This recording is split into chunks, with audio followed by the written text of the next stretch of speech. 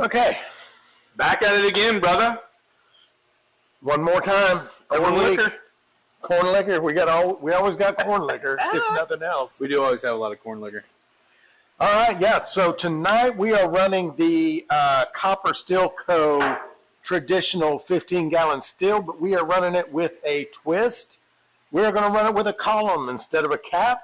We are going to use the Mile High Copper Torpedo, the 3-inch. I've got this fangled adapter here to go from 4-inch to 3-inch so that we can use the column. So doing a little hybrid run tonight with Copper Still Co. and Mile High. Pretty cool. It is pretty. Haven't ran this setup yet, so. Yeah, I'm very curious to see how it turns out, how it wants to run. Yeah. How fast does it run? Yeah. Never done it before. So. And it gives us the ability to run just like on the Mile High, yeah. But instead of 8 gallons, now we get to run 15. 15. Which I think we've got like 12-ish. But we're going to find out. Yeah. Just got bucket after bucket of this good stuff. Yeah, so corn liquor, sort of a sour mash, not exactly a sour mash. Mm-hmm. We reused grains, but we didn't add in any back sets. So kind of a twist there also. Can we tell them? Can we tell them? I mean, you can tease them. All right. Tell them. Okay. Tell them. Biggest giveaway we've ever done.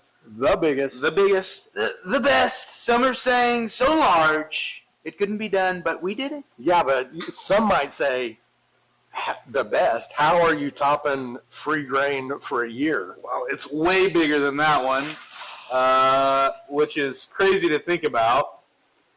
But there's a twist on it for now. We're going to be doing this giveaway in the month of May, but if you are a channel member, if you're subscribed to the channel and you have a channel membership, you're going to get a little exclusive information on how you can win tomorrow morning during the Rise and Shine. Those are lives that you do every morning for channel members. Every morning, there are some mornings come on, I don't make it here in time. So, but yeah, it's every morning, and so the insiders are going to get the inside scoop, basically. Yeah, we're super excited about it. I'm glad everything panned out. It took a little doing, but man, I am excited for this one. I'm pumped. Yeah, this is going to be really cool. Yeah. Pretty crazy. So there's your little teaser. Aside from that, we're going to get this still all set up for the live stream, and we will see you during the live. Let's go into super speed mode. Okay. All right.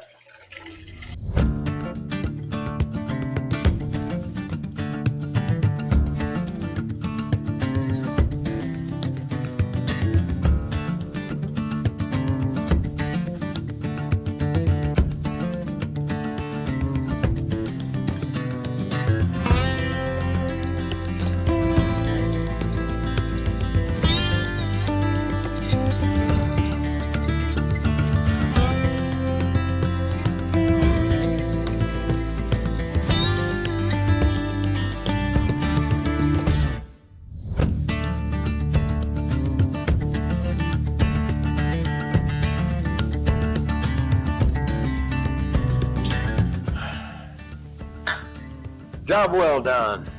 Another shut up in the books.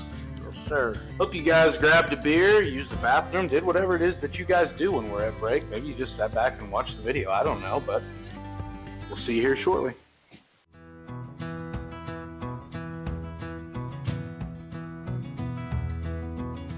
Hand-cut copper, a torch's flame, built to last, I ain't one the same.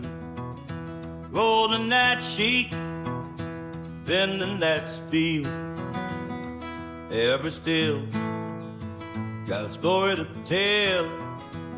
The proof's in the still, give it a go. You can't go wrong. The copper still cold.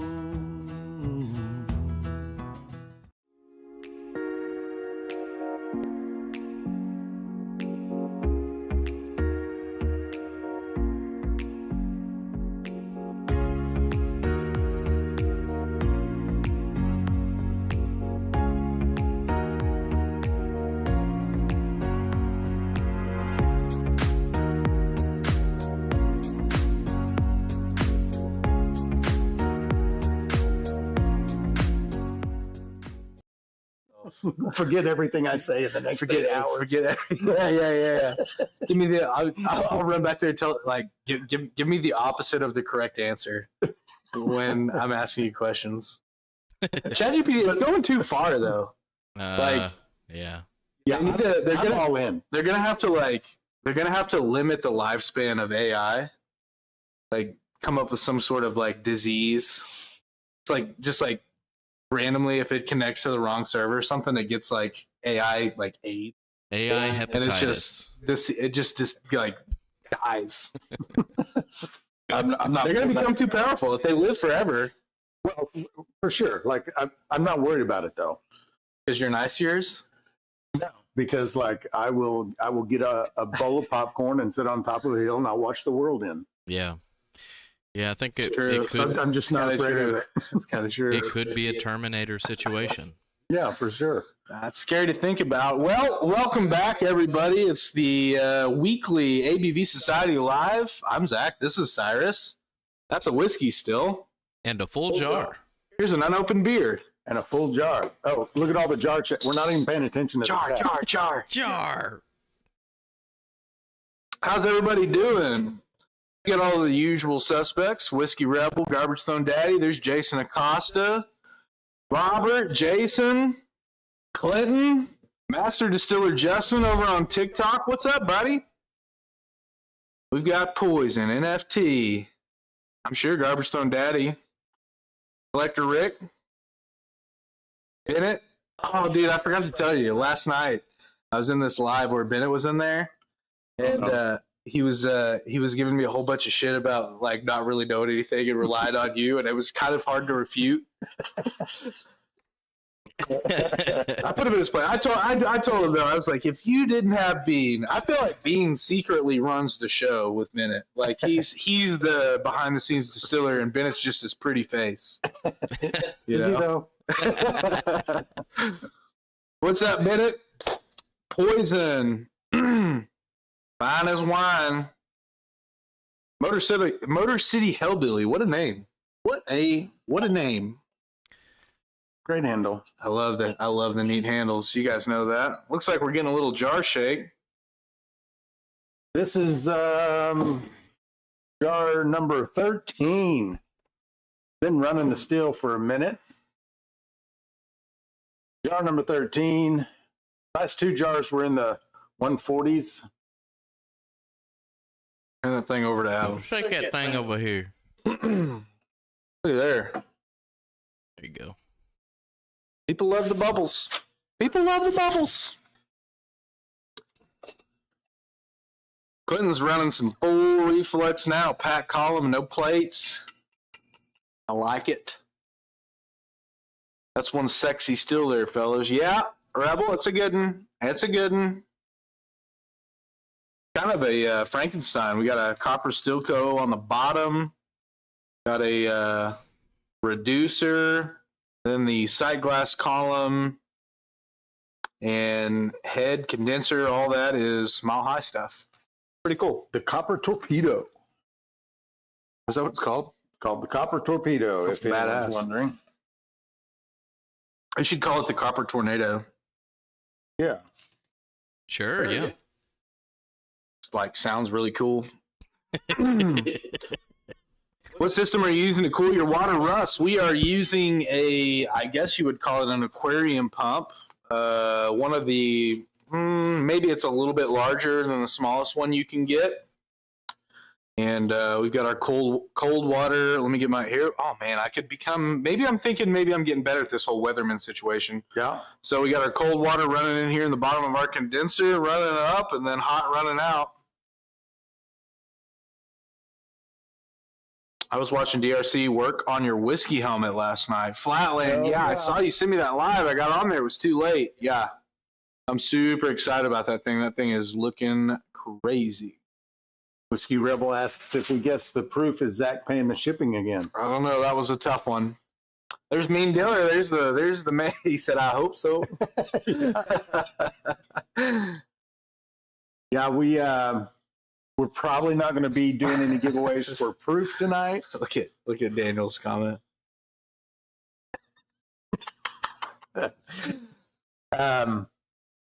But we do have an amazing giveaway coming next month, and I'm so excited about it.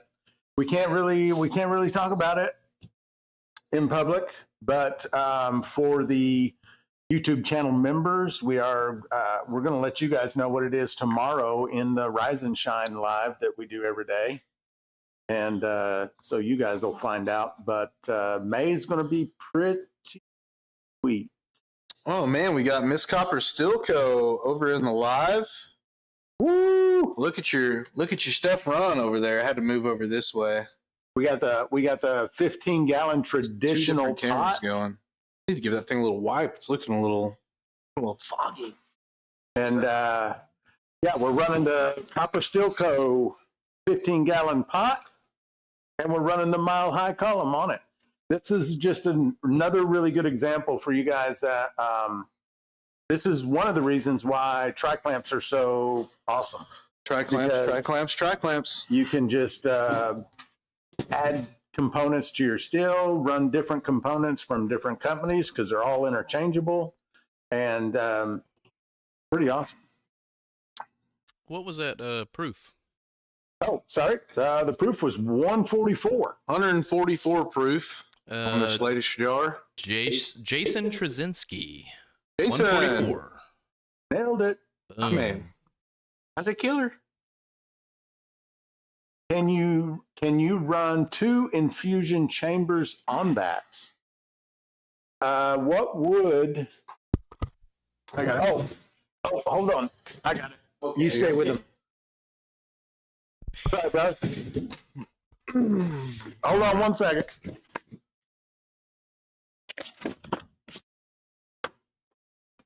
Garbage Stone Dad, did you get the Coonpecker shirt? Man, I'm just super jacked up about those. Just brew it. If you guys didn't know, go to stillintheclear.com. Got maybe the coolest distilling shirt of all time on there. Just brew it. It's got a little Coonpecker over it. Some are saying it looks like one of those sporting wear brands. We think we got the design far enough off to where it's not, they can really come after us. Maybe they could, I don't know. Yeah, Bennett, she's awesome. Also the clarity at which she can polish a still is unparalleled. We're talking about Mrs. Copper Stilco? Yeah. Yeah. I think it's just like a ton of time and elbow grease, but she got a pretty good system down. Oh, yeah, Bennett just got a still from them for his wife. Is that the bailiff at the door? Not yet, dude. No, I would not have been the one to go to the door. Winsong with the gifted membership. Love that. Awesome. Love that. Awesome. Scott Reinecke got it. That's a familiar name. I feel like we've seen him in here before. Perhaps. Yeah. Was that the UPS truck? Is that what a UPS that truck sounded like sounds a like? moped, Yeah. dude. Is that what a UPS truck sounds like now? Jeez. Oh, you got I got the I do a lot of corn stuff. I'll get that one next. Fair enough. He's like, I got the shirt. And I was like, oh, you got the Just Brew It shirt. Nah, he's like, I got the better one, the the corn stuff shirt. What be happening, Collector Rick? There was a couple of questions when the UPS guy. So someone was asking about adding infusion chambers. I'm not sure what you're talking about since it's a column still with a Liebig condenser. You might clarify that on what you mean by infusion. Yeah, I think those are most popular on thumpers. Mm-hmm. But I don't know. Yeah, there could be a situation where maybe it's could be in a column if you're running like bubble plates, maybe or something. I don't know. I'm trying to think how that would work. Yeah, I'm not sure. Also, Mean Diller asks, is there an optimal angle for a condenser? I don't think so.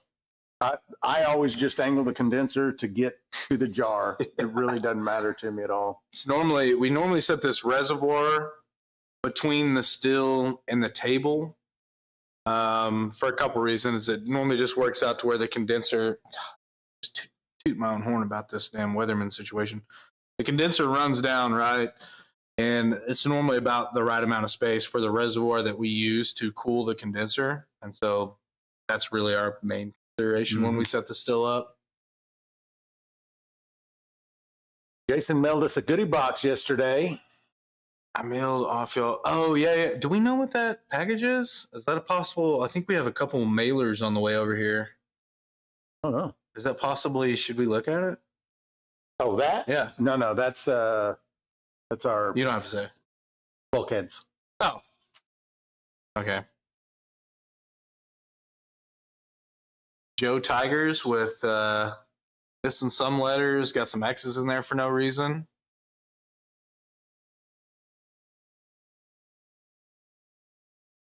He's talking about Mr. Infusion inline thumper. Possibly. Are you getting the inline thumper with the PRC deal? Well, it's mason jar thumpers. I think there's like a couple of them on there. Yeah, that's not. I don't think that's what he's talking about. I don't even know what is that inline thumper. My understanding that it's a vertical thumper on the column to the column. Yeah. Wow. Does it like come off of it? Does it come off the column into the thumper, back up into the column? I don't think so. Man, that's wild. I have to look at There's inline gin baskets. And the inline gin baskets, they're really not gin baskets at that point, but gin basket is supposed to be off the last 90 off the line arm. It's off the line arm. Yeah, like the first point right after the line arm comes out of the column. Yeah. The line arms, Duke says the line arms on Scottish stripping steels and spirit steels are at different angles. They say it makes a difference. Well, there you go. All the way from across the pond. Excited to yap about this gigantic giveaway tomorrow morning. Tomorrow morning. Not yet. For those of you that are watching, it looks like I'm looking at, we have this, not everyone knows, but we've got this chat screen up over here to the left of our camera that we look at. That way we can see what you guys are saying, say something back to you. And like every one of them are channel members because they have this badge. But for those of you that are in the chat that don't have that badge, if you become a member, you can get in on the kind of the insider info on this giveaway and how it's going to work tomorrow morning at the Rise and Shine. I always forget how to tell them to go over there if they want a membership. They're like $1.99. Adam's got it up on the screen. I think Adam's got a link he can drop in the chat also. Yeah. If you're watching on TikTok, you fellas watching over on TikTok, that's a YouTube Still in the Clear thing. So Still in the Clear on YouTube. Cyrus, and he's got looks like he's throwing links in all the chats right now. So yeah, that's what I'm talking about when I say that. Sends that goods for membership.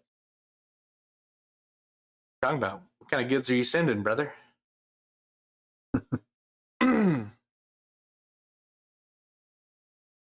dropping the MFB emoji. Whoop, whoop. Yeah. Shout out to MFB. Moonshine for Beginners. I was sending people over there in hordes on TikTok earlier.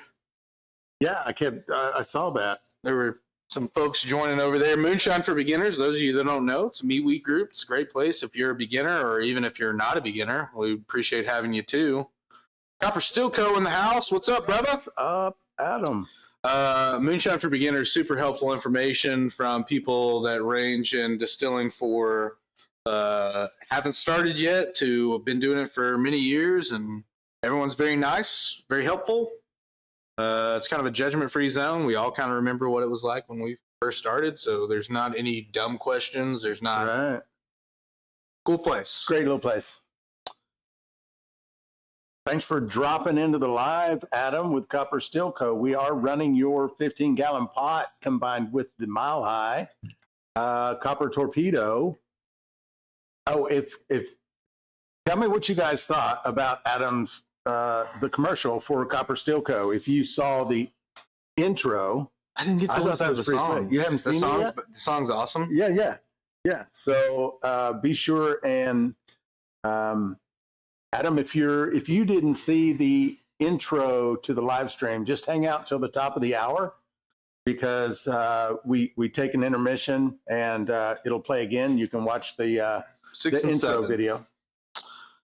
Win song with the 5 gifted memberships. Damn, she's on it tonight. Steve, Ben, Brutal Bob, great name. M, and not saying the last one because I'm being very cautious about what I say on Yeah. TikTok. It's probably smart. Full name. Probably Full smart. name. NFT Pop World definitely answered a lot of questions for me on Moonshine for Beginners. Yep, it's helped many of folks. Yeah. The Iron Duke, who we all enjoy being in the chat. He's a admin over there, pretty active. You can get some more conversations with the Duke by popping into Moonshine for Beginners group. And if you get the newsletter, he is the editor for the newsletter. So all that great content that's over there, that's all coming from the Duke. Mean Dealer asks, I'm on town water supply and there's a lot of chlorine in it. Should I use filtered water when distilling, and what kind of filter? I don't worry about that. If you're concerned about the chlorine, What's that additive? just leave it open. Pour it out of the pot or out of the tap into a barrel, into a bucket. Let it air out overnight. Chlorine evaporates quickly. What's the supplement for chlorine? I don't know. Man, we were just talking about the other day with Ned. There's something that you can add. Oh yeah, there's something he adds. I don't remember what it was. I can't either. There's I'm not remembering Too right much of a offhand. long chemistry name. Yeah, there's someone in the chat will help us out with this. There's an additive that you can add for high chlorine, or you can supplement by using a different water source, which is what a lot of people eat, like spring water, distilled water, whatever. Windsong garden kits available? Question mark. What? Windsong garden kits available? Question mark. Ask Pure Poison. Not that I'm aware I of. thought you guys had a side gig. I didn't know what's going on. I don't know anything about it. We've been selling the hell out of these garden kits on QVC. Yeah, Jason, we got to watch the shadow banning. Where is Moonshine for Beginners? Lone Star. Yeah, he was asking me about an Olympic earlier in the live that I did prior to starting this one up. Moonshine for Beginners is on MeWe. So there's an app. You can download it to your phone. It's called MeWe. And then inside MeWe, this is like a social media platform similar to kind of like Telegram, Discord, that kind of a thing. It's a little bit different. And there's a group inside MeWe called Moonshine for Beginners, and that's where about 4,000-ish moonshiners. I don't think we've hit 4,000 yet, but we'll be rolling up on it. Okay. I pasted the link in the chat there, Lone Star Mullet. It's right above your question. He's over on It's on TikTok Oh, as nice. well. Yep. Yeah, the atom's on top of it. SO2 knocks out chlorine. Clinton says I put a bypass on my sink for a chlorine sediment filter. Works great. There you go. SO2, Flatland says, help you with the chlorine. You can bubble tap for 24 hours to get rid of the chlorine. There you go. I use 5-gallon jugs of spring or alkaline. Yeah, Jason, that's super popular. A lot of guys love chasing down like nice natural spring water, and A lot of folks around here do it because there's so many there's got a lot natural of them, springs yeah. around here. And what I find really cool, like in Oklahoma, we didn't have any of that kind of stuff. Over here, you're just driving down the highway, and there'll just be this long pipe sticking out by the road where you can just pull up and fill up a water jug. Yeah. It's crazy. Pretty Yeah, cool. Pretty cool. Go to Hot Springs, and about every other block there's a public fountain that's just constantly running, or some that you open up, and you can just get 5-gallon jugs. Just fill And up it's your water. hot. It's like, I've still never been there. I need to go. it's probably 110 degrees, Yeah. 120. That's cool. There's some pools over there when you're walking in the park from the Arlington side that's like 130. It's like some of them you can't even hold your hand in there. That's crazy. You can get in there and you're like, oh, that's hot. I gotta get out. Yeah. So you're not gonna like maintain it. Jason gets water from his fridge as it passes through the filter. Another option. How long does that take, dude? My fridge is not putting out that much water. I get mad sitting there at night. I get a water that I put on my nightstand before bed every night. I only fill out like pint mason jar. It takes forever, and I'm always pissed.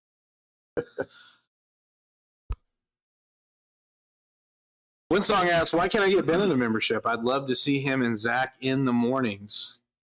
Would I have to do that, Winsong? You know, maybe we just see Bennett at night.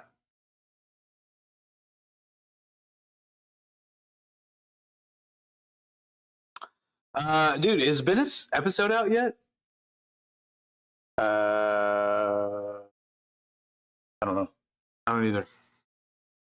Let us know, Bennett.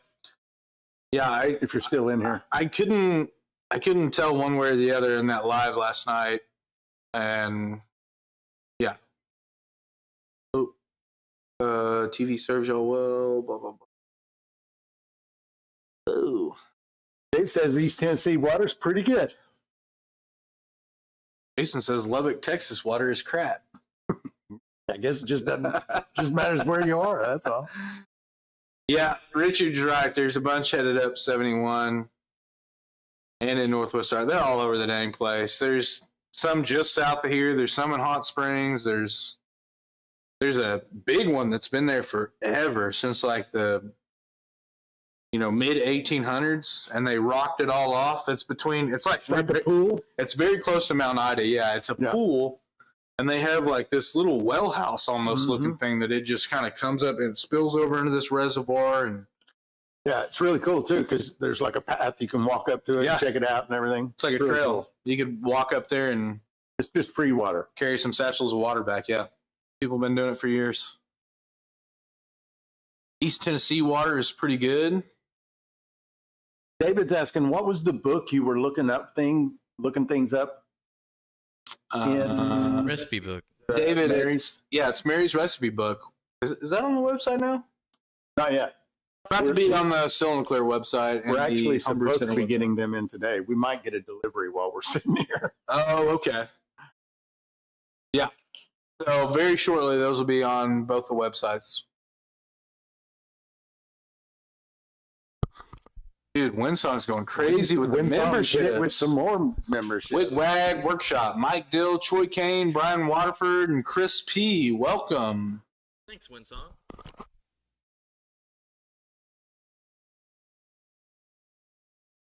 We have Forever Chemical in our water?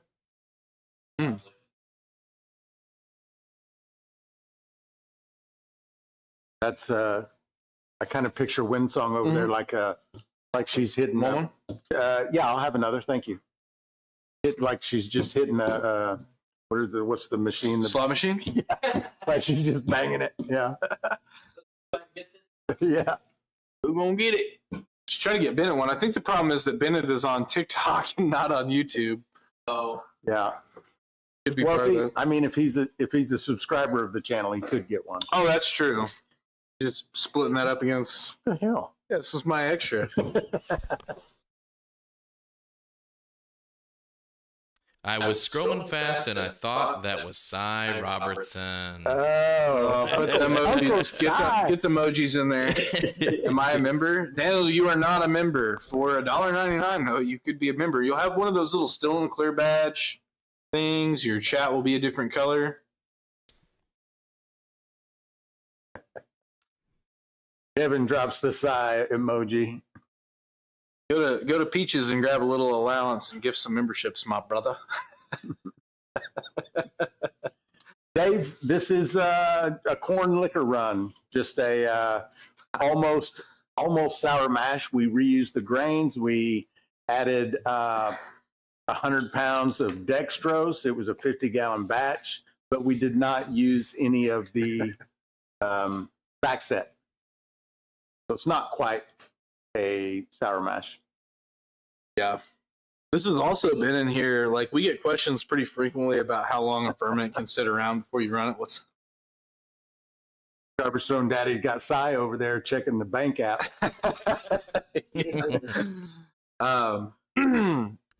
But this mash, has been sitting in there for what?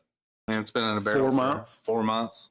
Yeah, so for those of you who ask how long will my mash last, what we've got in the still is 4 months old. Yeah. At Pretty least. frequently that we get asked, hey, like, how long is this going to sit around? Is like, how long can I do leave need it when it's done before I run it? Months? Do you clean your mash barrels more than every 2 years? Probably a considerable amount of time. Yeah. Maybe not even if you're doing that. I'm kind of embarrassed a little bit that Copper Steel Co. and his wife jumped in here and like, we need to clean that steel so bad. Dude, we've been using the crap out of it, so it looks like it's been well used because it's actually my favorite pot to run. So it needs to be cleaned up so bad. Getting closer to 10K. Yep, we are creeping up there. If I would go live more frequently, it would. I'd probably already be there. So that's something I need to work on. Just a little self-reflection I'm going to do real quick. Yeah. Yeah. Mm-hmm. I rack mine off and settle it. What is happening here? Oh, Windsong with another 5. It's going crazy. That's what I'm talking about, Windsong. Everyone's going to be a member. Wade, Mike Muzzle, Quantum, Kevin, An Old Man's Life. What a cool handle. Yeah. Not Daniel, though. He's right in there under it. I thought he got one for a second. Dave, it was infected and it was not sealed. What happened? Dave was asking if the several-month-old mash if it was sealed and if it had an infection. Yeah, it had an infection for sure. People get really wigged out about that, I've noticed. Well, if you don't know what it is, it's frightening to see. Yeah. You're like, oh, shit, this is ruined. What is growing? No, it's probably just going to be smoother and taste better. Yeah. I never clean the outside.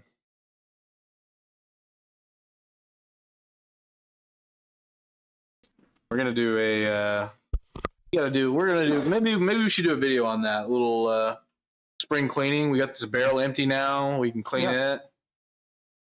Show them how we clean some other stuff. I think people will be interested how we clean a big batch of stuff all at once. Yeah, there's a super efficient way that you can do it, and you can kill two birds with one stone, so to speak, and get a lot of bang for your buck out of your tar sand or PBW, whatever you guys use. Cleaner and sanitizer, I understand, but we should do a video on that. You need an admin in your chat. Hey, Russ Bryan asks, how many gallons of mash are you running? We're running like, we didn't measure, but it's like 12 and a half. What did someone say something bad? No, but it's just. Who even said that? All right. Well, okay. Does corn sugar taste better than cane sugar in a final product? Motor City Hillbilly, I mean, I honestly don't notice a difference, but many people do. I like the dextrose. I think you're splitting hairs, and I think a lot of that is subliminal, or what do they call that when you get a placebo effect? Mm-hmm. Yeah. I think that happens a lot in distilling. I like the happens dextrose, to me. though. I think I don't, not for taste purposes, but I feel like it just works out consistently so well. Like, yeah, I don't know. It does ferment very well. Garbage Zone Daddy with 5 memberships. G2D. You guys are killing it tonight. That's what A lot of members. A lot of them. Bennett said, help me, I'm poor. So I'm poor. Ben's got more money in the front bib pocket of them overalls than I've ever seen in my whole life, probably. Doing fine. Like one of them old farmers at an auction. No, seriously, that's him. Just pulls out a big old fat wad. He's got like 40 chicken houses. He's doing fine. I like dextrose because it doesn't change the flavor profile. Yeah. That's the corn sugar. Jason says, check the jar.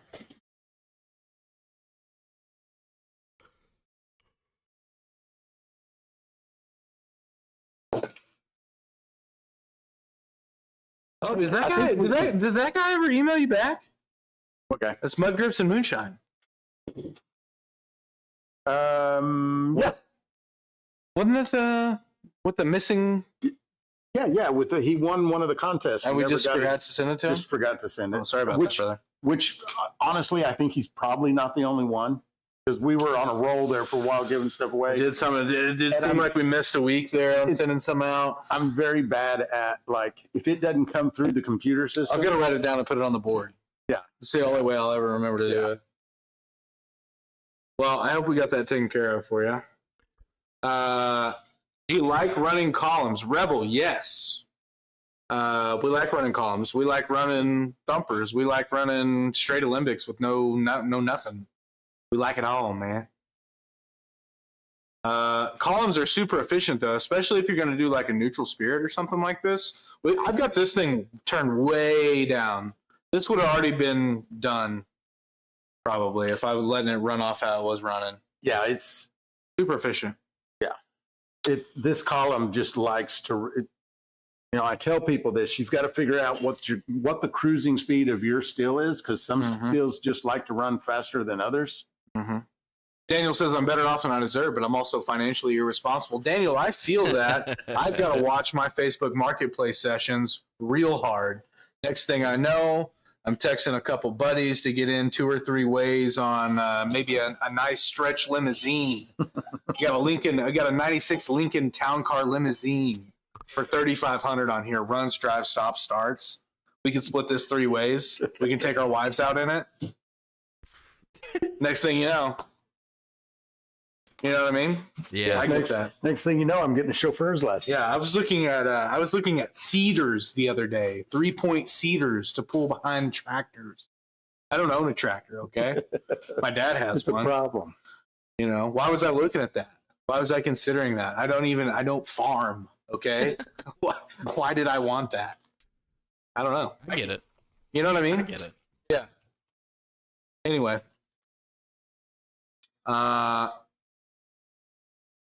Yeah, anyway, sorry about that. Daniel almost bought a tank the other day. Nice. Bud Grip says 133. Tank would be badass, honestly. Imagine what all you could do with a tank. To have a lot of fun in the Rent pasture. it out, have fun with it. Oh my gosh. With the government. I don't know. I'm just talking out loud. TikTok might like you saying that. I don't think it's a problem over here. Is that an issue?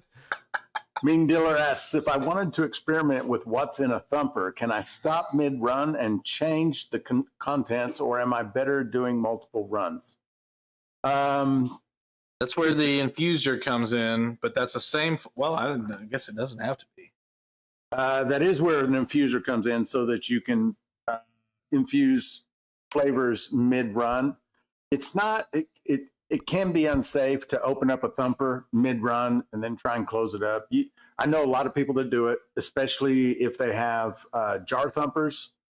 They'll shut the run down, open the jar thumper up. Sometimes they have to dump it because they start filling up too fast, things like that. Yeah. But you could do that, but be careful.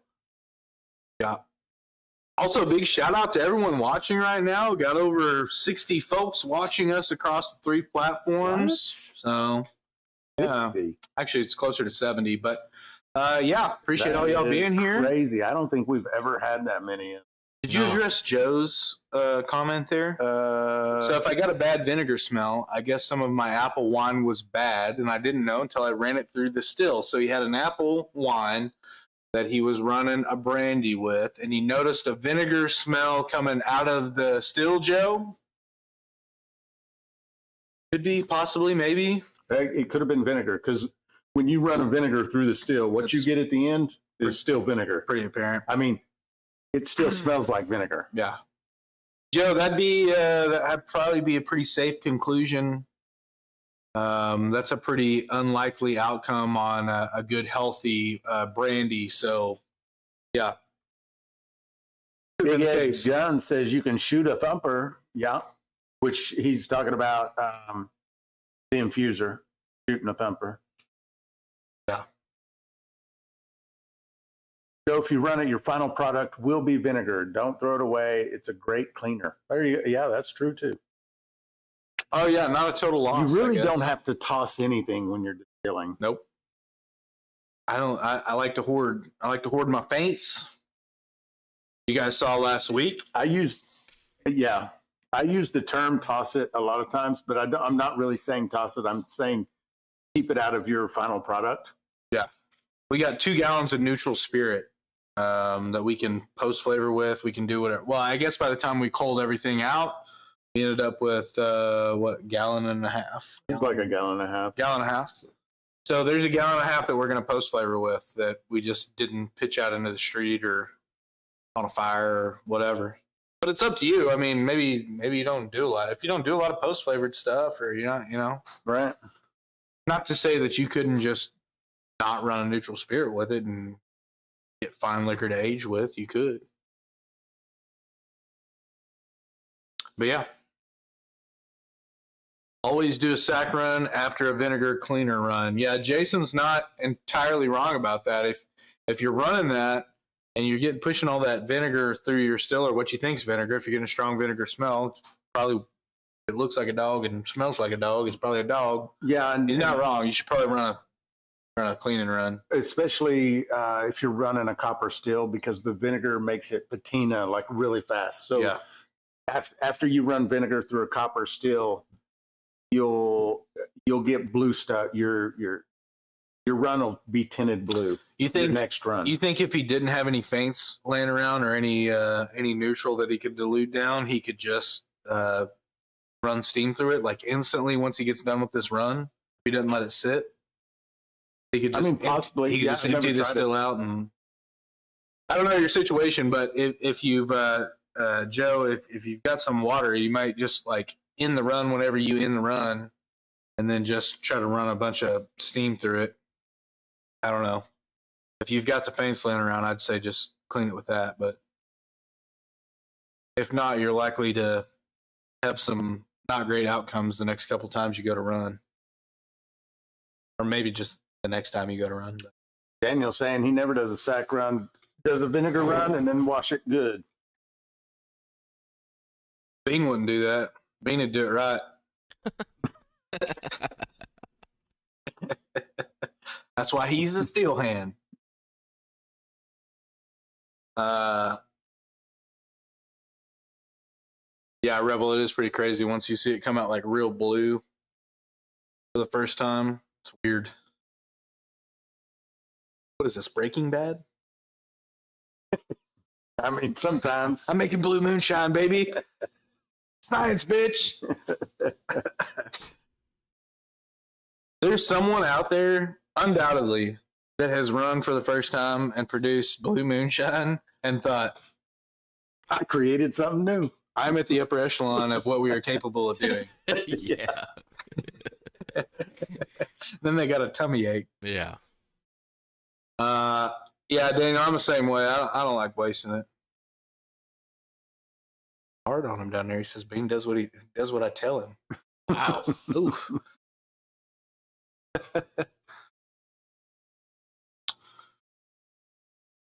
Yeah, whiskey. A lot of folks in.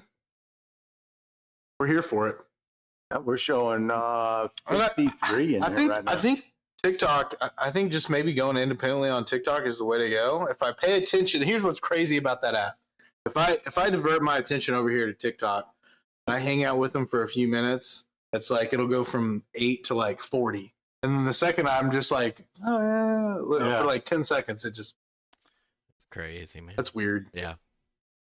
You gotta like you gotta dance for them on TikTok. I mean, yeah.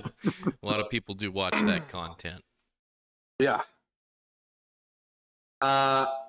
Jason says I mostly do a stripping run before I do a 1.5 spirit run. Mine gets clean all the time. Hell yeah. Ain't nothing wrong with that. I like him 1.5 I've got runs. a noob question. Sure. What is a 1.5 spirit run? It's a great question. We get it all the time, and it is a little confusing even when you explain it. Okay. There's single runs, Okay. 1.5 runs, and double distillations. Okay. A 1.5 run, go ahead. So this is the first run of this wash. Oh, wash. Okay. Okay. Yep. If we were to take all that distillate, put it back in the still, and then take more of the wash from that ferment and add it, that's a 1.5. Okay. Whereas a double would just be taking all of the product. Okay, so it's just a split of the two. It's an in between. Okay, that makes sense. That's exactly right. Okay. Which might actually be a better way of explaining it. Yeah. Like it's just between the two. Yeah. Single run, run it once. So. Double run. Hence the 1.5. Run it, throw it back in there, dilute it down. I think our chat might be stuck. Oh, is it? Oh, yeah. We back. Do I smell alcohol abuse? Oh. I don't think so. Maybe turn back around and look at that jar, though.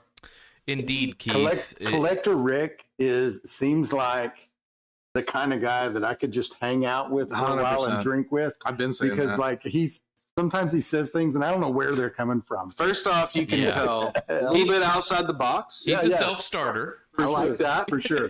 I like that about him.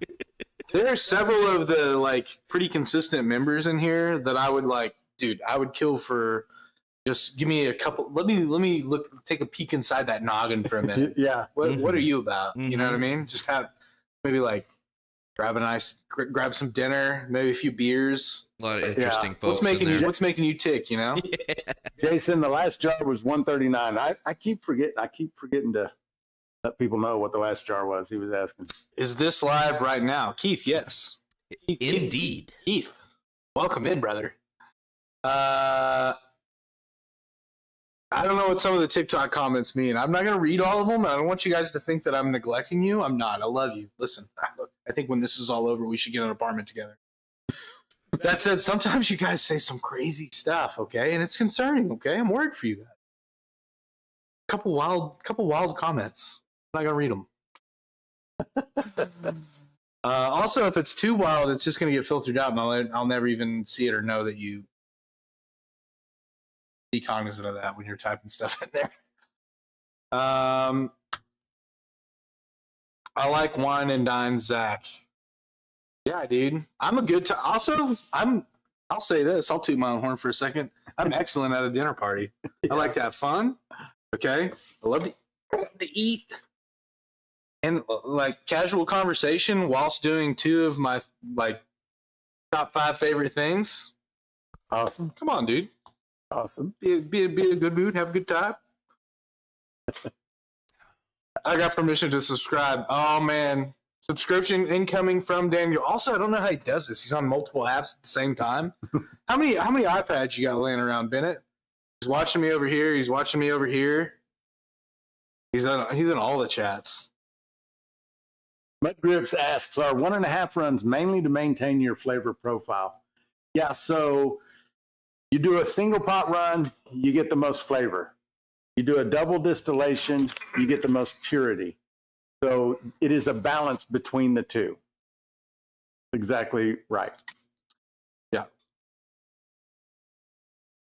Mm-hmm. Whiskey Rebel wants to know, is it Zach, or Zach? The middle one, which is the weirdest one of the 3, I think. And I'm sorry for that. I was very little when my mother let me pick how my short name was spelled, and that one made the most sense to me. I would have done the K. That's the one I went with. It makes the most sense. The K makes sense to me. Spell it how it sounds. Yep. Why is there an H in there? Natch. Come on, dude. Get out. Spell your name normal. Get out. Richard says he watches on the TV and comments on the phone. Oh, that's cool. How do you know that? I think he's done that before. Bennett? I think he's done that before. I think it could be a Facebook thing. He's friends with me over there. Sure, yeah. I think it's on there. Yeah. Bennett, don't like that you're doxing me over here, but I like how knowledgeable you are about Adam. The Duke wants to know why you didn't get the email about the green shirt. What's funny is I usually would be I didn't wearing. think about that. I would be wearing green. Like I wear green all the time. In the day I wear blue. They're both in green. So. Damn. You got to coordinate better. Yep. I'm gonna have to add you to our group chat. Your outfit chat. Yeah. Damn. What was that last one at? 139. Yeah, We're gonna run out of rings again. I don't think I have. We're gonna have to switch to.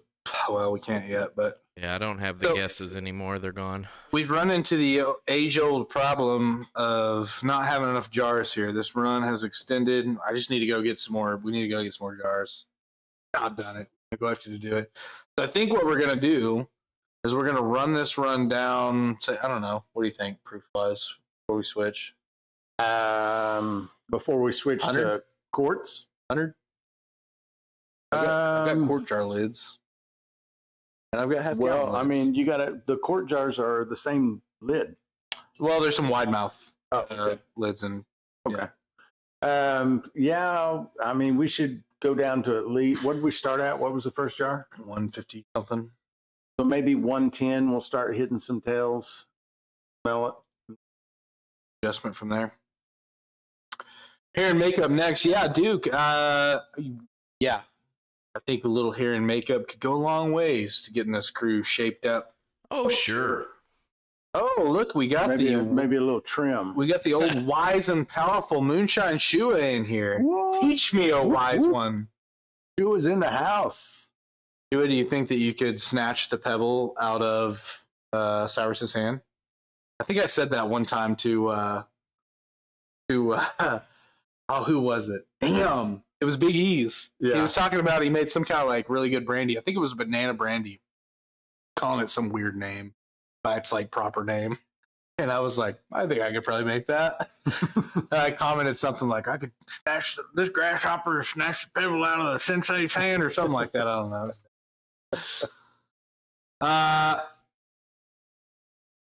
Yeah, Shua. He's in there, Kevin.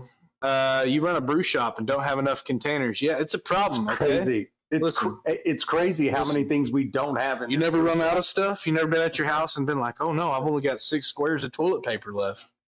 It happens, dude. Right. This is our toilet paper. It's an issue when we run out of it, but we know gotta go get more. Yeah, and what's crazy is last night I was at the Wally World and I looked down the mason jar You looked at it. aisle We looked at and it. I thought there's something on this aisle I need to get. And I It's like could all not mason know. jars? I could not remember. It's like, No, I mean, like, do we need mason jars? Yeah. I mean, I was just going to get a box of rings. That's what I've been intending to do, and I never remember while I'm there. been giving Shua a little rib there. Says the Hollywood celebrity is here. I've been in. I don't know that you can do that to people anymore now that you're big timing. Yeah, y'all are both Hollywood. now. Hollywood, city boy.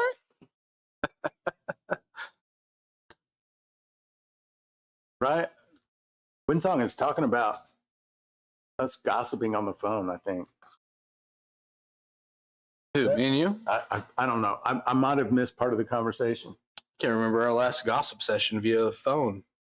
Yeah. I was having to think back. I don't know if there's ever been one. Oh, okay. Bennett's episode hadn't aired. He's not quite Hollywood yet. They could still just tank It's it. coming though. They could It's still coming. just tank it and they could rewatch it after all the editing and go, you know, this guy. We're in this penny This stock guy. early. Time's coming though, bud. Imagine you're going out to work birds. You go out there and there's just camera crews, paparazzi. Like, come on, guys. Trying to move birds here. Russ Byron, will you run your finish shine through a charcoal filter system to smooth it out, or is that excessive? We don't do it. I don't think it's Sometimes yes excessive. and sometimes no. Winsong always does. Oh, really? Yeah. We have a there's a carbon snake around here. Or did I sell that? I think I may have sold it. We talk about that every once in a while, throwing a little charcoal in the coffee filter and letting it go down into the jar. But We should probably do it. I mean, it would just look better on the jar cam, I think. it would look better on the jar cam. Yeah. We'll do it for superficial reasons. Get my jars and lids from the Amish. They are cheaper. Joe, how do you get that kind of a hookup? You got to be in with them, or are they just open for the public, or do you have to know a guy? I've always wondered about that. Like, I think you got to know somebody in the Amish community. well, sometimes they have like little storefronts Gotta and have a stuff, but plug. sometimes someone throws something out there. I'm like, they're not selling that in a store. Like, you have to probably know. You got to have a Jebediah in your back pocket Yeah. on that kind of a deal. Yeah. which is I don't have one. I hate that. Sounds really handy I though. wish I had an Amish guy that I could just write every once in a while, I guess, because you're not calling him. Okay. Go visit. Just write to him every once in a while and be like, hey, could you? So do you think the Amish meals are better or worse? The meals? Yeah, the cooking. Better, 100%.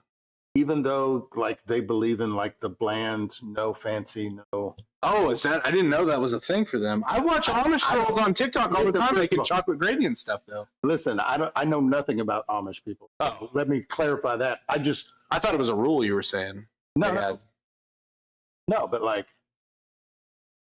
no makeup, clothes are pretty. I don't think that transfers over to the food. I think they're all about a good spice. Yeah. Yeah. Because I see them. There's a handful of them over on TikTok, and you'll be scrolling, and I'll come across a Amish girl. She's got the whole thing on, and she's like, "Come with me while I make So they do have phones. chocolate gravy for my husband." And they also, why do they have that Dutch accent still?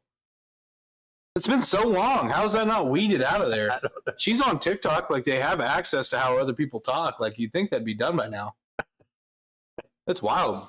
But they make. I want to be like, I'm not disparaging the Amish community. Like, Of course not. What the stuff she makes, I'm real into. Like, I started off just watching her do like the butter and homemade bread and stuff like that. Now she's into like chocolate gravy and spatchcock chicken. I'm getting recipe ideas. Are you telling me you're watching young Amish girls churn butter? More than I should. More than I should be. I'll say that. And it's just purely, it's all learning. It's nothing. Yeah. We should stop there. Other than that, I've got what I call a half Amish buddy, Fred. I love that, Nick. I wish I had an Amish buddy. I'd take more of them. I don't have a one. I don't either. Never met one. I would. I think you probably couldn't have one and be unaware of it. So, like, I don't know. I've never liked to pry too much into people's personal convictions, but yeah, I think you would know. I think you would know. Well, we're at the top of the hour, brother. Top of the hour. You want to lead us out of here? All right. We're going to be doing the Go ahead. Here's what we're going to do for you folks on YouTube and Facebook. We're going to get you guys right back into the intermission. It's going to show you everything that happened before this live got kicked off. Also, it's going to tease a little exciting news, some things that we've got coming up. For TikTok, you're going to see a black screen, okay? Don't get discouraged. We're going to be right back. Either or wherever you are viewing from, take this time. Maybe refill that beer. Bathroom break, right? Bladders, we talk about it every week. They get smaller. There's a linear chart where it's age and bladder size, and it goes like that. Everyone knows it. I'm talking about it. I'm trying to be supportive of this issue. Either way, whatever you choose to do, we will be right back. Okay. Back at it again, brother. One more time. Corn liquor. Corn liquor. We always got corn liquor, if nothing else. We do always have a lot of corn liquor. All right, yeah. So tonight we are running the Copper Still Co. traditional 15-gallon still, but we are running it with a twist. We are going to run it with a column instead of a cap. We are going to use the Mile High Copper Torpedo, the 3-inch. I've got this fangled adapter here to go from 4-inch to 3-inch so that we can use the column. So doing a little hybrid run tonight with Copper Still Co. and Mile High. Pretty cool. It is pretty. I haven't ran this setup yet, so. Yeah, I'm very curious to see how it turns out, how it wants to run. Yeah. How fast does it run? Yeah. Never done it before. So. And it gives us the ability to run just like on the Mile High, but instead of 8 gallons, now we get to run 15. 15. Which I think we've got like 12-ish. But we're going to find out. Yeah. Just got bucket after bucket of this good stuff. Yeah, so corn liquor, sort of a sour mash, not exactly a sour mash. Mm-hmm. We reused grains, but we didn't add in any backset. So kind of a twist there also. Can we tell them? Can we tell them? I mean, you can tease them. All right. Tell them. Okay. Biggest giveaway we've ever done. The biggest. The biggest, the best. Some are saying so large it couldn't be done, but we did it. Yeah, but some might say the best. How are you topping free grain for a year? Well, it's way bigger than that one, which is crazy to think about. But there's a twist on it for now. We're going to be doing this giveaway in the month of May, but if you are a channel member, if you're subscribed to the channel and you have a channel membership, you're going to get a little exclusive information on how you can win tomorrow morning during the Rise and Shine.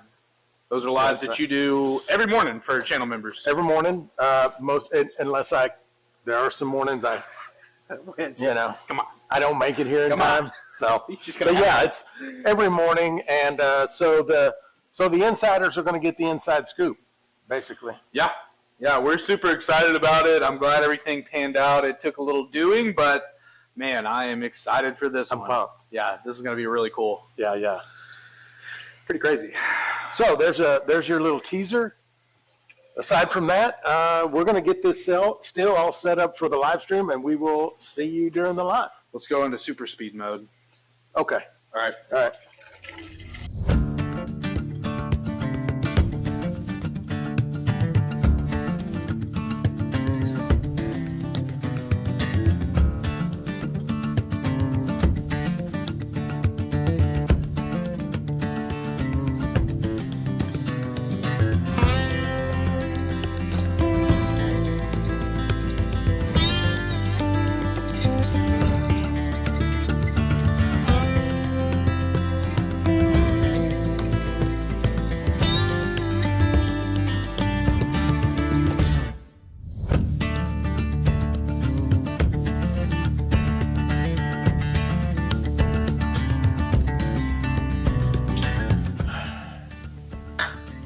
Job well done.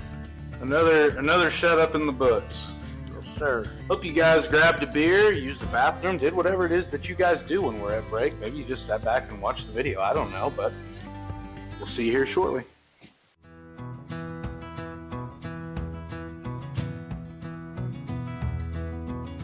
Hand cut copper, a torch's flame, built to last. I ain't one the same. Rolling that sheet, bending that steel, ever still got a story to tell. The proof's in the still, give it a go. You can't go wrong. The copper still cold.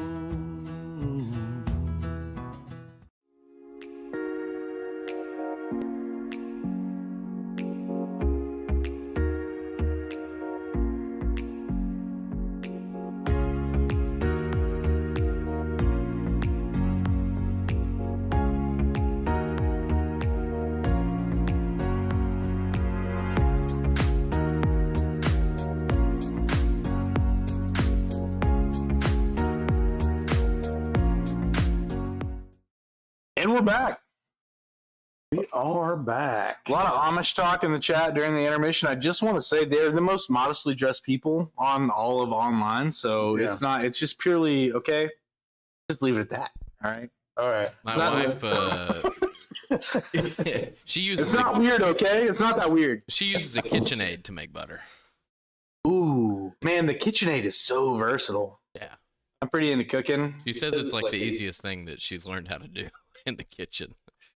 You can do everything with them. You can make pasta. Yeah. You can do all kinds of stuff. We used to make butter with the bean coffee grinder. You tap it on the top, and it. That's interesting. Just kind of blend it up a little bit, almost. Yeah. That works perfect. Okay. If you just want to make a little bit. Yeah. That's a good idea. Rubber Duck 4106, High Life, the champagne of beers. And in pony form, they're almost unbeatable. Almost unbeatable. We've had this conversation at length throughout the day. We haven't had these on the live before. The great thing, I call them Capri Suns, right? Because couple good swallowers and they're just out of here. They never get warm. And Yeah, they're And if you great leave it little sitting beer. somewhere and forget, you didn't waste much. Yeah, Right. You just go slam a couple, like one warm sip of beer, good to go. Right. Yeah, 0 waste. No Clue has showed up. What's up, No Clue? Jar. Yeah, that one's getting close, isn't it? He's about there, Bubba.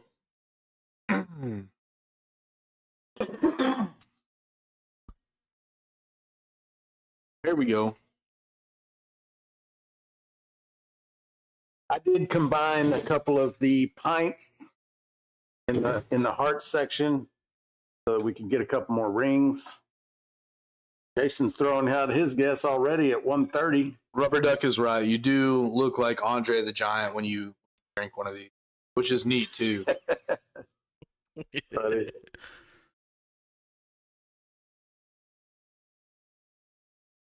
Brother, No Clue, we are doing good, man. We are in the... How much? Here I come don't the know what guesses. it is. 130, 136, 128, 139.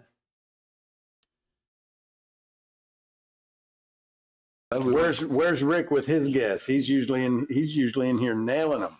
Glad we weren't shipping something on this one. 132, 134.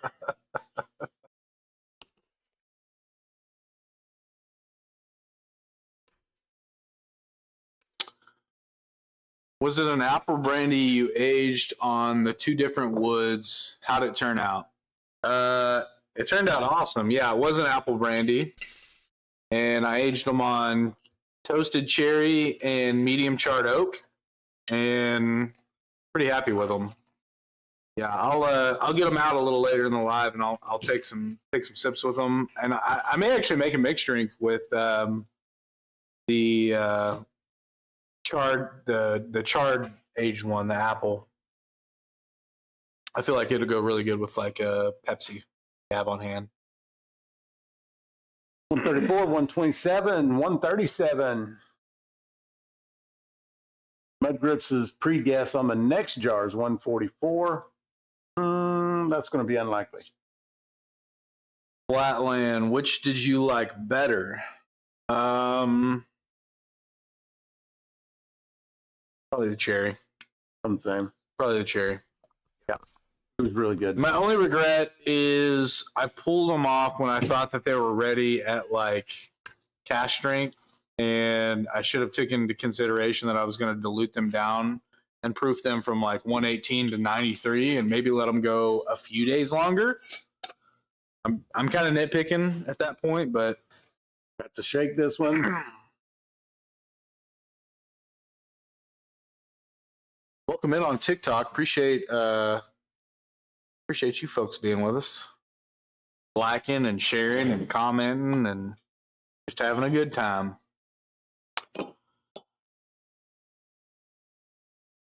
And this 131 for Mud Grips. This jar was 137, and I saw that Rick nailed that one too. Lynn said cherry with brandy is the ticket. Yeah, actually, I chose the woods that I was aging those on from the chat. Like you guys were, I was just like, hey, what do you guys want?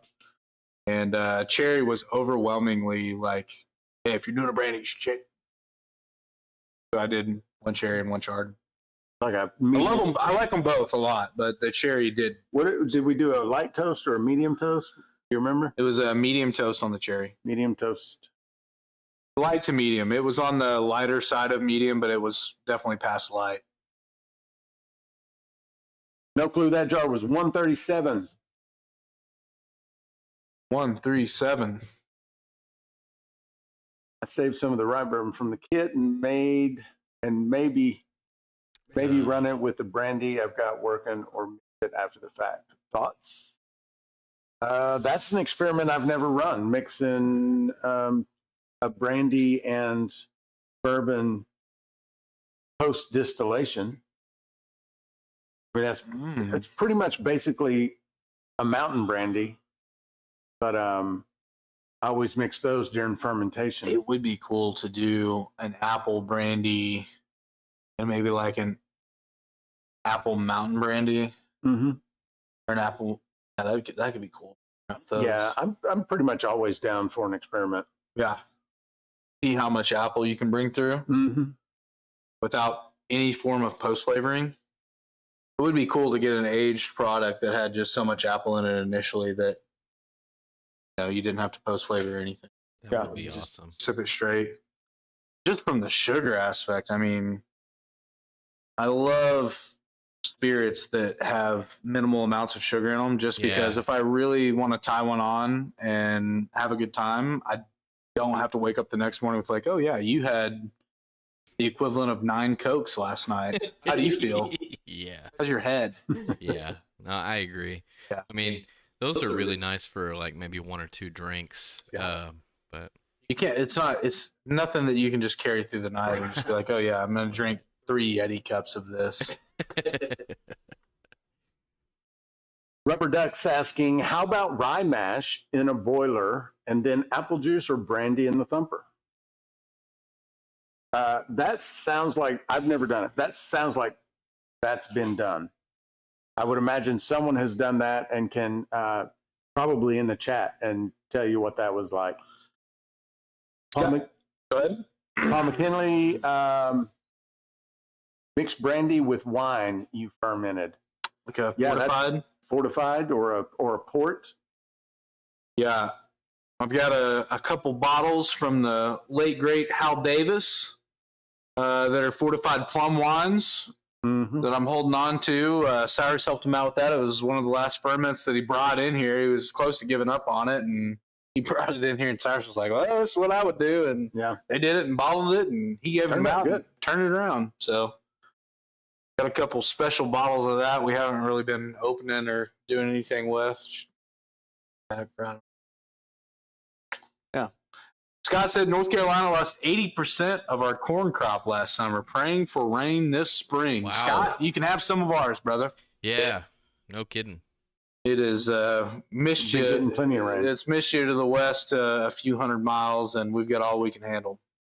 Northeast Arkansas, it's an absolute problem. The Cache River is up out of its banks. The Arkansas is flooding down into eastern part of the states that it runs into, and there's too much water over here. It's a problem. That's always the case, though. It seems like a couple states over, they really are hurting for water and need it real bad, and then it's like, oh yeah, we've got. Here you go. Mudgrip's saying put some Yoo-hoo in the thumper. I would do that. I love Yoo-hoo. I don't know what your end result would be, but I love a good Yoo-hoo. That's interesting. I never get them. I think by design. Can we make a Milk Duds or Whoppers, like chocolatey type of Yoo-hoo? I don't know, some type of liquor, like some type of relatively high proof If we come liquor up with a chocolatey, creamy mouthfeel. I'm sure you can post flavored. Yeah, If we well, came of up- course, but you know, if we came up with a shelf-stable Yoo-hoo, shelf-stable Yoo-hoo, yeah. dude, Yoo-hoo shine. I'm Yoo-hoo telling you right shine, now, man. telling you right now, I might be calling in a little bit more. Mudgrip says it gives it an earthy chocolate undernote. That's interesting, man.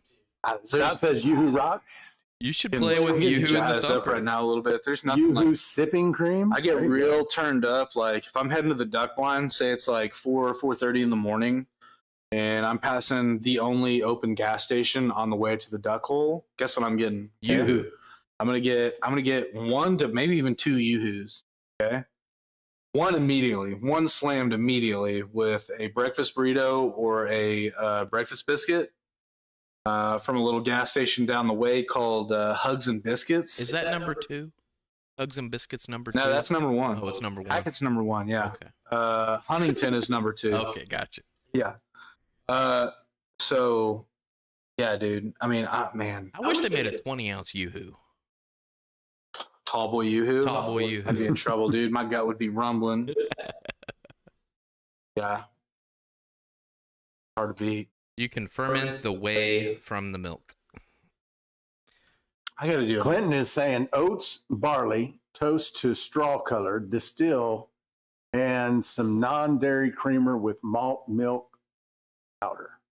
I've never made a sipping cream. We should do it. Non-dairy. Come on, you're getting all those weird chemicals in there. I was watching Nick Bartolozzi. He's a master distiller. He was on live last night with Bennett and a couple other guys, and they were talking about sipping creams. Yeah. And he had to make one in a challenge and had never made one before. He's like, I'm just Googling like the best ways to make this sipping cream, basically. It's like I run across this. He's like, I would never do it this way again. He said, but he won his episode with it, so apparently it was pretty good. Wow. Yeah. I'd like to make one of those. Just got to do. If you use a powder versus now you can't just use dairy products, right? It depends. Well, it depends on your proof, I think, because it'll curdle if your proof is too high. Yeah, Clinton did mention that the full cream would need to be refrigerated. But Yoo-Hoo, you can they store that stuff hot, and it's not a problem. Yoo-Hoo must be non-dairy. And I would love. Oh, it's not a Yoo-Hoo. I mean, I've drank them. That's not dairy. It doesn't taste. I don't like know what dairy. it is. It doesn't taste like dairy. Yeah. Like it's like milk liqueur, you know, Like chocolate water. chocolate water. That'd be a good name for it. Yeah. Chocolate water. Dude, a Yoo-Hoo sipping cream. There was a meeting at the Yoo-Hoo factory. They were like, let's call it chocolate milk. And the lawyer was like, you can't. You can't do that. The I tell you, the USDA way showed the up. FDA works and the USDA, we're not going to be able to call it that. Because it's not. They do that with all kinds of stuff. They come after like the vegan chicken stuff. Like that's why all the vegan chicken has a funny name. It's like CHIK''N. There was a week of constitutional law class that I took that was all truth in advertising and why certain things aren't allowed to be called certain things. There's this whole old case from like the early 1900s about wheat.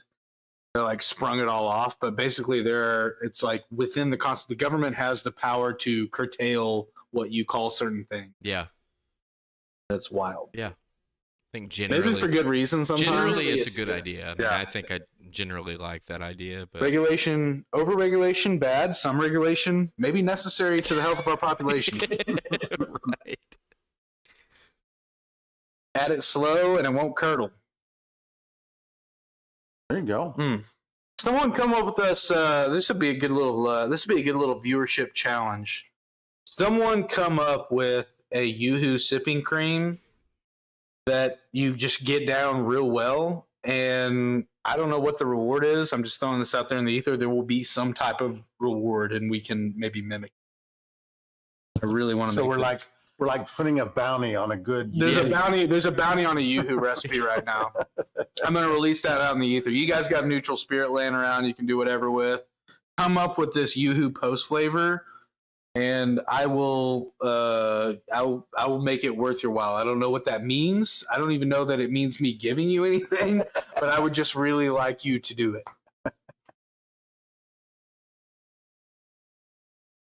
Now I'm all jazzed up There's about more Yoo-Hoo. Darwin What happened here? awards.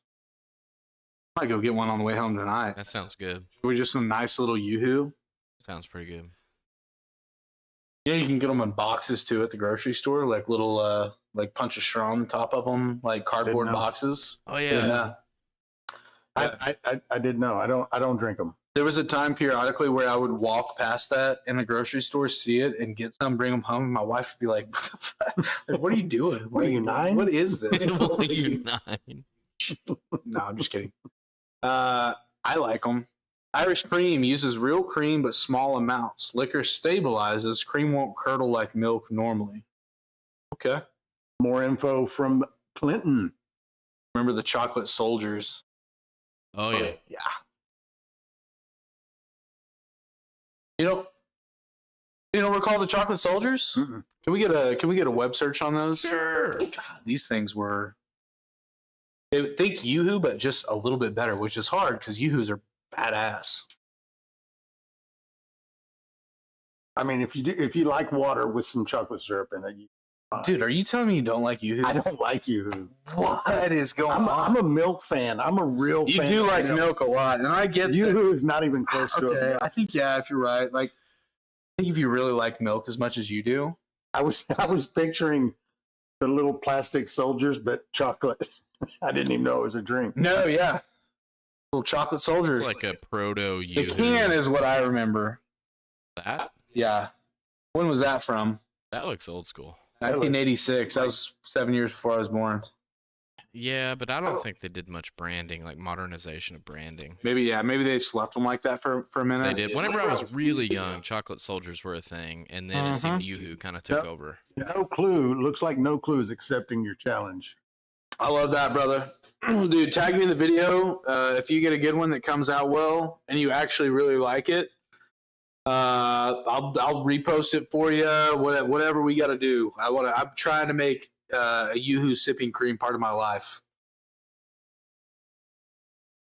Nick says, I second that, Cyrus, but I don't like milk either, though. So I mean, I'm certainly not going to hold that against you. I just now know I have better taste than you. That's all. Yep.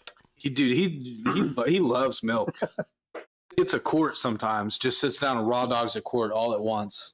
I usually drink like a pint in the morning, pint in the evening. Really? Maybe I'm not drinking enough milk. Are we supposed to be drinking this much milk? No, probably not. I drink roughly a gallon a day. My That's grandpa awesome. loved Yeah, it. I don't do quite a gallon. He'd but pour it over ice. Yeah. Some Drink it in people the do that. evening. I Watch do the ice a thing. ball game. Yeah. Yeah. My Skim milk though. My grandpa drank it over ice too. Yeah. Yeah, I remember thinking that was kind of odd. Yeah. That was a different kind of twist on it. It is weird. I don't do that. Yeah. Yeah. I drinks a gallon a day easy. Best thing to use to skim lacto off the top. Lacto learning here.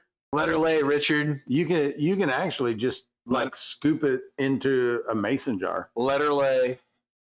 I guess unless you're trying to transfer to other mashes, which then I think just scoop it out with a solo cup and dump it off into something else. Or put it in a mason jar, put it in the fridge. Next time you pull it out, it's still good. It's like one of those things where you unintentionally get them, but it's like try to recreate it. It's like you just won't be able to, it's weird. Flatland, if I had raw milk fresh all the time, I would be drinking a gallon a day. That stuff is crazy. Raw milk is wild. I love it. I've never had any. None has ever hit my lips. Oh, you're missing it. You're missing it. Yeah, that's good. Raw milk is crazy. It's just a whole different beast. It's really good. Is it different than just whole milk? Yeah. Yeah. It's a little sweeter. It's way creamier. Thicker. Thicker. It's just incredible. We used to, when I was growing up, my mom would get it from a farmer down the road. Yeah, man. Man, I'm kind of. You guys got to be kind of like Jones for some raw milk. Gallon size, like pickle jar size. Yeah. Man, that stuff is nuts. Yeah, it'll make whole milk taste watered down to you, for sure. Yeah, cheese. I didn't like the cream. Cheese is loaf milk. I love cheese too. Keith Bridges, buttermilk cornbread. We always shake it up. Not the worst. Shake it up real good, and then pour a glass. And my stepdad would scoop it off with a spoon and just eat the cream. Wow. Damn. Is it like thick? Yeah, it's literally like heavy cream sits at the top. And I was talking about the raw milk. Is it like thicker? Yeah. It is thicker too. Yeah, whenever you put raw milk like in your fridge, like half and half kind of? Well, no, it's like heavy cream at the top in the it separates. It separates. Yeah. Oh, what do you do? Shake it up before you drink it? That's what I do. Or like he said his would you say it was your dad? My stepdad. Your stepdad would scoop it off the top and eat it. Dude, that's next level. That's wild.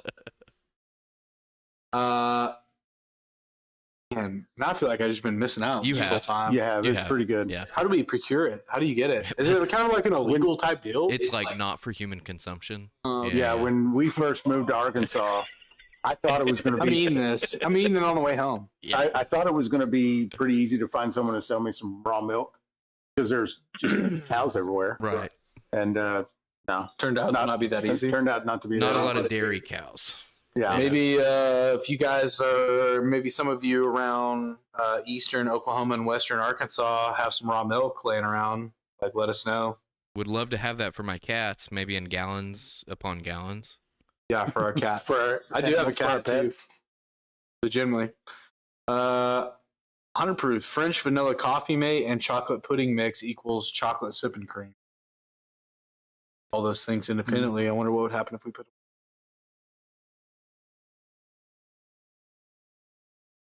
Richard, thank you. Ray D said, thought that was Uncle Si for a minute here. Oh, Kevin already got the emoji in there real quick. Yeah, he's quick on that one. Timu Sai. Ray, there's a whole emoji for that over here. You sparked a comment of Sai emojis. Huge fines for peddling raw milk. That's crazy. I mean, it varies by state. Some states are decriminalizing it. Richard, they're all over the place. Fine. I guess you'd walk up to them. I don't know. Maybe they're suspect about that. If you just walk up off the street and you're like, hey. That's what it felt like. Because when we first moved here, I knocked on doors. And, you know. Yep. But I know there's one up around Cedarville. Well, McKinley says he milks his bull.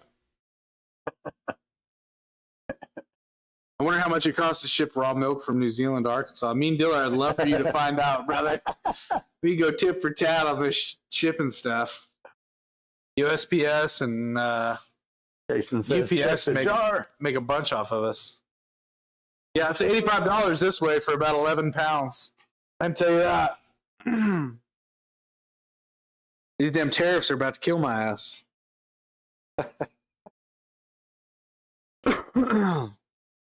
Little light tariff joke for everybody. Yeah, hopefully that's it. Yeah. There was I'll try to corral this, but you know, I work over there at the PT school, and they do a question of the day before like we start working out. Okay. And one of the questions was like, what would the head honcho guy, he's bald, what wig would he have? And somebody said a Trump wig. And two of the people I didn't like that. Hated that. They went for like 2 or 3 minutes escalating. Like one would say, well, you must not like America. Well, you must be, you know. They did that for 2 or 3 minutes. Like a bunch of, they were like in their 60s, 70s, you know. Okay. And they're doing that. And I like went over there and kind of stood between them a little bit. It's like, guys. I'm down. I'll leave it at that. But it was ridiculous. Yeah, they were none too pleased about that. No. Scott said, well, what are we doing? Yeah. Oh, let's Reddit.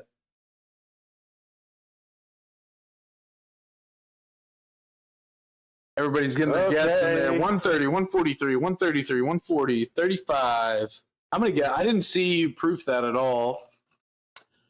I'm going to guess 133. Oh, 134. There was already a 133 in there. Number 16.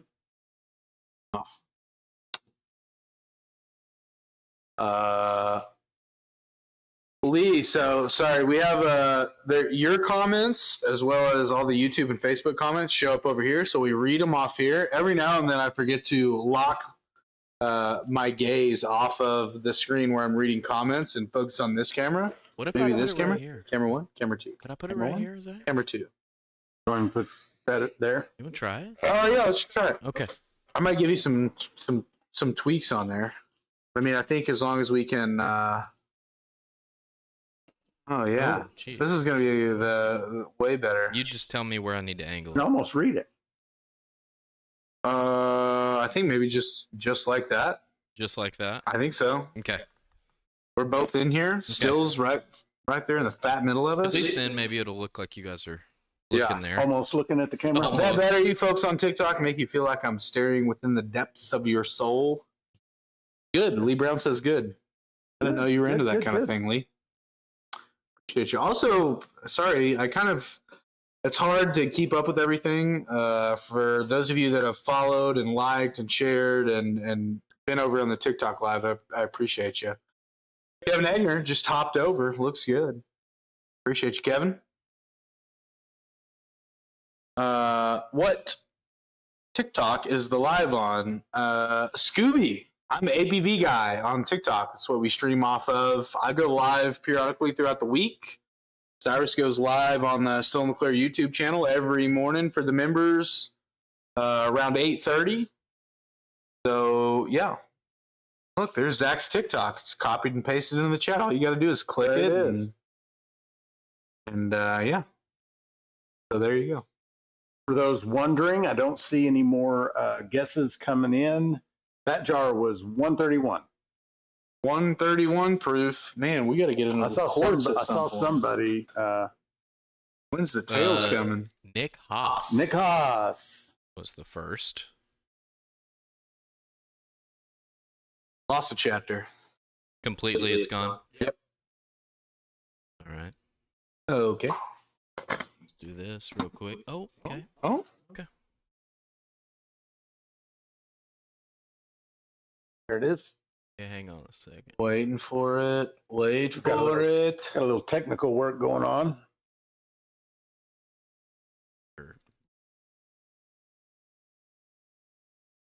But for those of you guys just joining, we got the Copper Stilco pot, the Mile High Torpedo.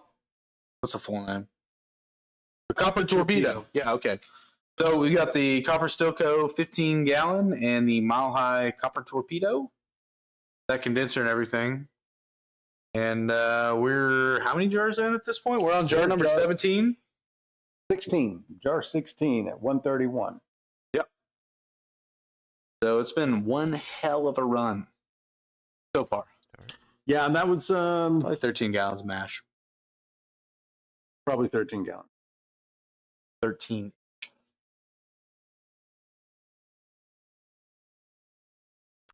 What do we got? Lee Brown, we are running. You're back up. We are running some corn liquor.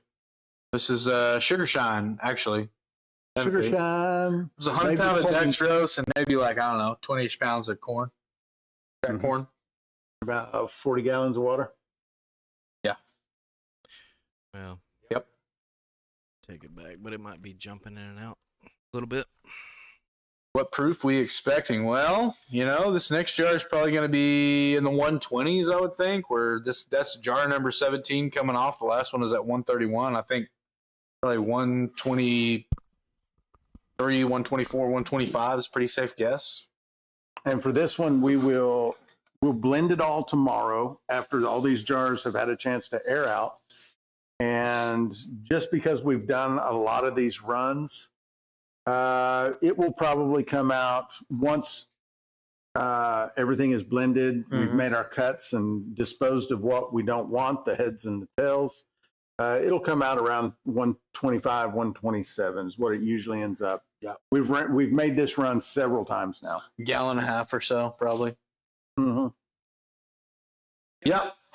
Billy D 650 over on TikTok's working on that blue corn. Well, heck yeah, man. We like the blue corn. Carry it here in the store. Nope, just went away. Now it's up.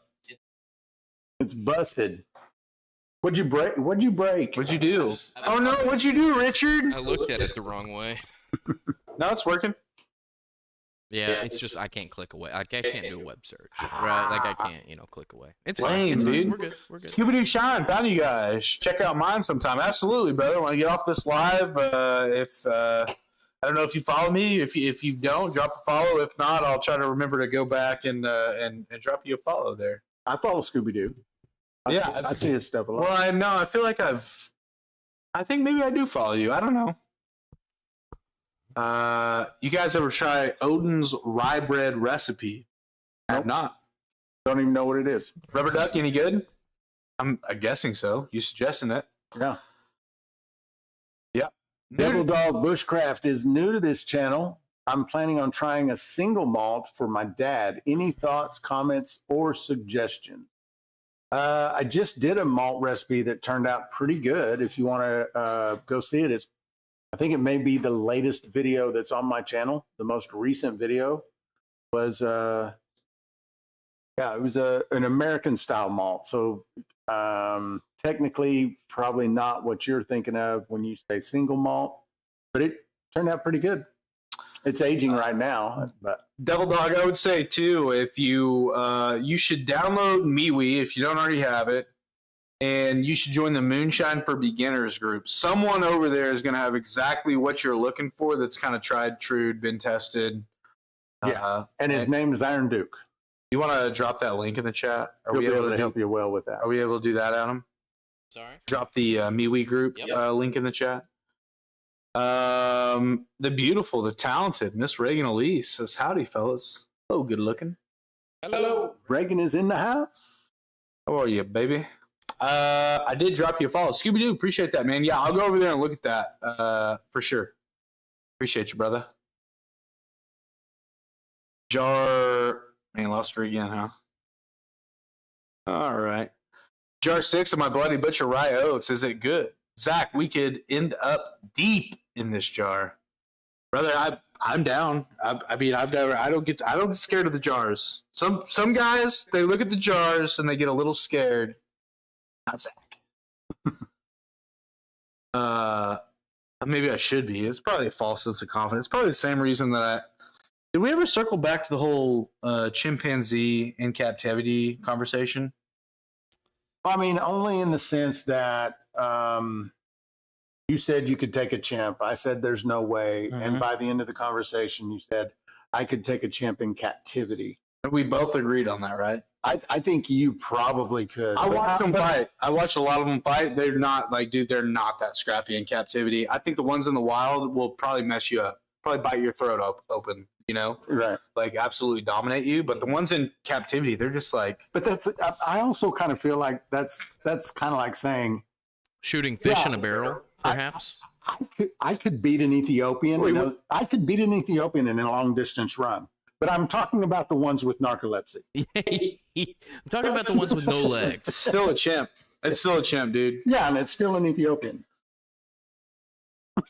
Yeah, is this a ship of Theseus debate? You guys are bringing up another thing that I don't know about. What is it? Do you know about? Do you know Ship of Theseus? I don't know it either. Okay. Oh, thank okay. God. It's Thank God. Okay, well, Go I ahead. won't spend a lot of time here, but after it's a Greek myth. Basically, let's say you have a ship, and over time you have to replace everything on it. Is it still that ship? Yeah, I've heard that. That's anyway. It's just a thought It's experiment. interesting. Yeah. That's interesting to think about. Yep. That said, chimp in captivity, Still a chip. zero challenge for me. Yeah. It's a sugarhead recipe from HD Tried and True. Wow.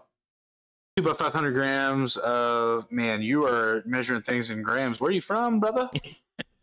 Rye bread spelling a little wrong. 8 pounds of sugar per 6 gallon bucket. Damn tasty, especially considering how much of a TCH rye is to mash in. Have not tried that. Yeah, Flatland. I would take the 24-hour live is coming up. It's gonna be happening sometime in May. I'm sure, maybe the end of April, but we'll have to be really slamming some followers down to get that done. I would love any extra help on finding a chimp that we can bring in for an exhibition. I don't know what waivers need to be signed. I don't know how many chimps there are even around for that kind of a thing. I would imagine there's probably only 2 or 3 fighting chimps in America where it's okay to do that with. But I'm down. Yeah. I'm not saying no. All right. If someone put one in front of me, there's no way I could say no at this point. Would you feel bad, like knowing that it's like a chimpanzee in captivity and people would be looking at you like just pick up a child? No, I'd want no. If it was like a Curious George type chimpanzee, TikTok, I'm sorry. if it was a Curious George type chimpanzee, I'm out. Okay, I'm not gonna do it. Just because it's there and it's easy pickings, I'm not gonna do it. Yeah. It would have to present as like a pretty. What about something a little less controversial? Maybe like arm wrestling an orangutan. Arm wrestling an orangutan? That knows how to arm wrestle. Like, Those things I would big, think, like, dude. if they don't understand the rules, it might be a problem. So if it's just regular and we lock up and then I just break its forearm, that's going to look bad on me. So it's got to know what it's doing. But I feel like if it knows what it's doing, if it's especially trained in arm wrestling, I stand no chance and I'm just going to lose instantly. And I also think you have no chance of breaking in the ring. they're really strong, dude. They swing around. They're like 300 pounds and they swing around. Right turn, Glad. Yeah. What was that show called? I think if we could get some bobcats in the mix somehow, I don't know if it's one or like two of them. Two seem like a problem though. You know what I mean? One seems like a problem. One doesn't seem that bad, dude. I'm way bigger than a. You just got to keep it off your neck and head. Oh, did you say bobcat? Yeah. Okay. Yeah, you just got to keep it away from your throat. You said bobcat. I thought mountain lion. Big difference. Because at any point, like, you can just grab a hold of that. I mean, like, it's gonna definitely mess your arm up a lot. Yeah, your arms, yeah, you're gonna need medical attention for sure. But like, you're gonna be good. You're still gonna be alive. Joe says, "Every which way but loose." That's right. That was the name of the show. Where right turn, Clyde.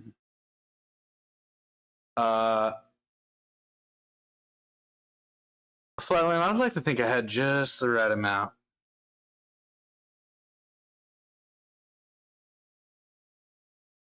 Two bobcats though, absolute problem. I feel worse about two bobcats than I do one chimp. Okay, we're giving up. Just because, like, all you're going to be able to do is hold them down. You can only hold them down for so long, and they're going to just absolutely annihilate your arms. Like, you're going to have no forearms left when they're done with you. I had a pretty interesting experience in the national forest. With a bobcat? No. Oh. So I'm walking around in the national forest. When we first moved here, I used to do that a lot, just kind of get lost out there. I'm in this dry creek bed, just walking. And people look at you and they go, yeah. I guess it doesn't seem like that would be strange. No. Sorry. So I'm walking in this dry creek bed, and I hear puppies whimpering and kind of playing and stuff, you know? Okay. And so I'm walking, and I see... Well, mine immediately went to a bad place. Yeah. I'm looking, and I see them playing. I'm like, who the hell left, Puppies. like, 5 puppies out here who dropped them off out here in the forest? That's what I'm thinking. Can I take a guess? Kind of asshole. Yeah. Den of coyotes. Coyotes. Oh, yeah. no. I didn't realize it at first. And I'm tough. like, wow, and I'm just kind of hanging out watching them. And then behind me, I hear the adult coyotes start coming crazy, checking out what's going on. They're getting loud, they're making their laughing kind of sounds. Did you just get out of there? Yeah, I just started, I didn't go backwards. I didn't go towards the puppies. I just went up laterally up the hill. And as soon as I was no longer between the adults and the cubs, they shut up. I might have tried to scoop one. Yeah, I was. How far away from you when you heard them fire off back behind you? Like how many feet away from the pups were you? I was 20 yards. How far away do you think they were from you? Well, they sounded like they were right behind me. Okay, I'm out of there. I'm gone. I'm not trying to risk it. Yeah.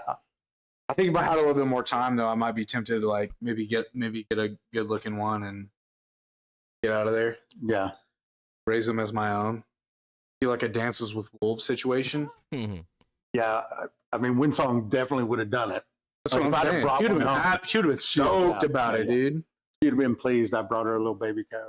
Promise.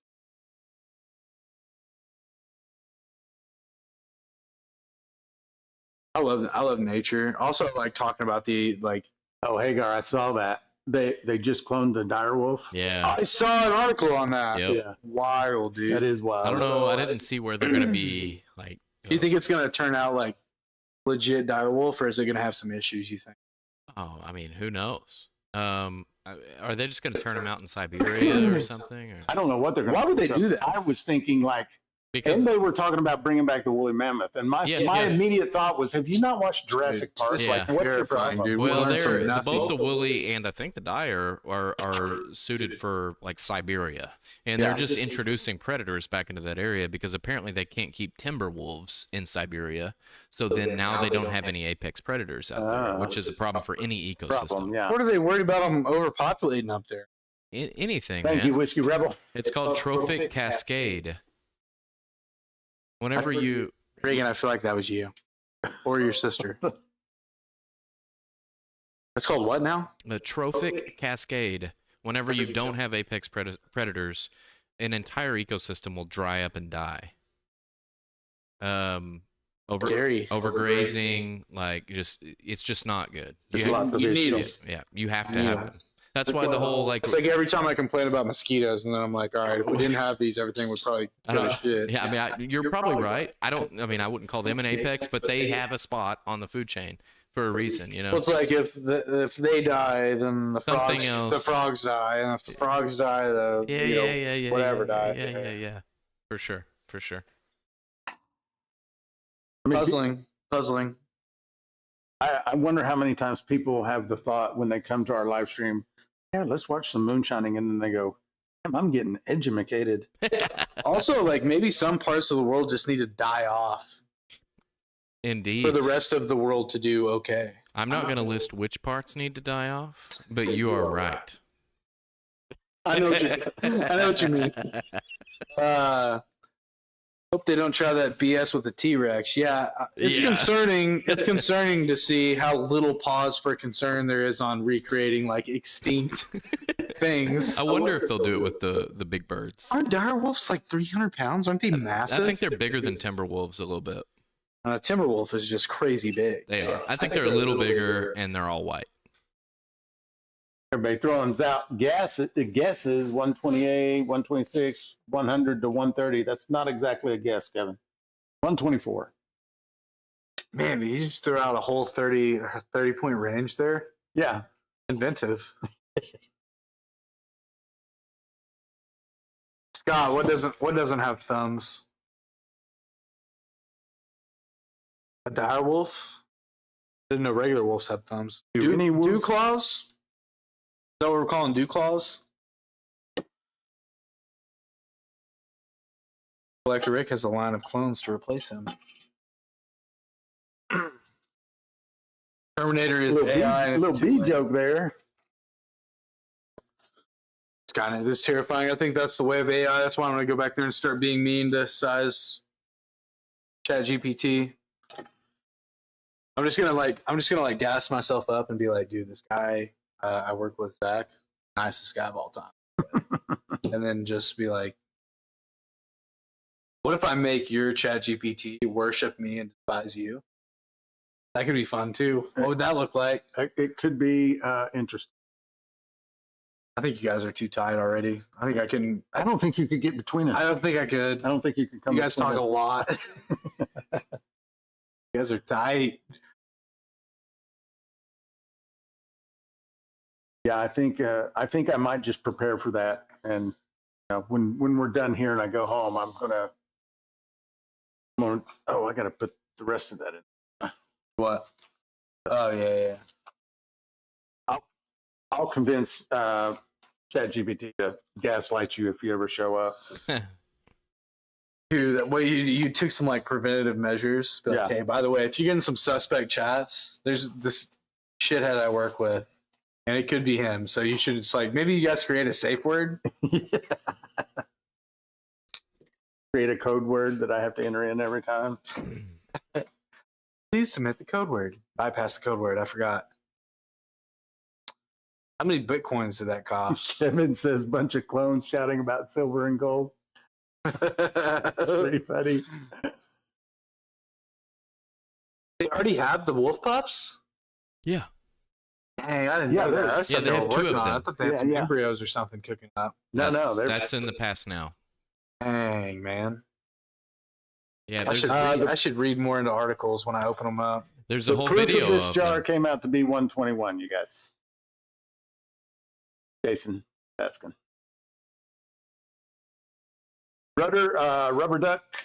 Hey, Cyrus, any thoughts of doing a collaboration with Bearded and Board, Jesse with Stiller, Randy Steelworks and Brewing, Phil Billy, etc.? Yeah, I'm down for collaborations with any one of those, Philip. We like them all. Randy and I have talked about doing one forever, but he's got a full-time job, and so it's kind of tough. He doesn't have a lot of time. But yeah, I'd be down for any kind of collaboration. It doesn't even have to be any of those fellas. So, get everyone liking the live and sharing it and following and being members and all the good shit. Joe says they have 32 males that are about 6 months old and a brand new female. How are they going to keep them from getting all like inbred and stuff?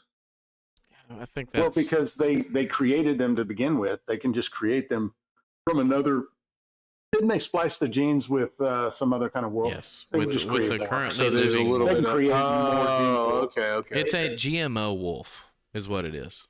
It's a GMO wolf. Crazy.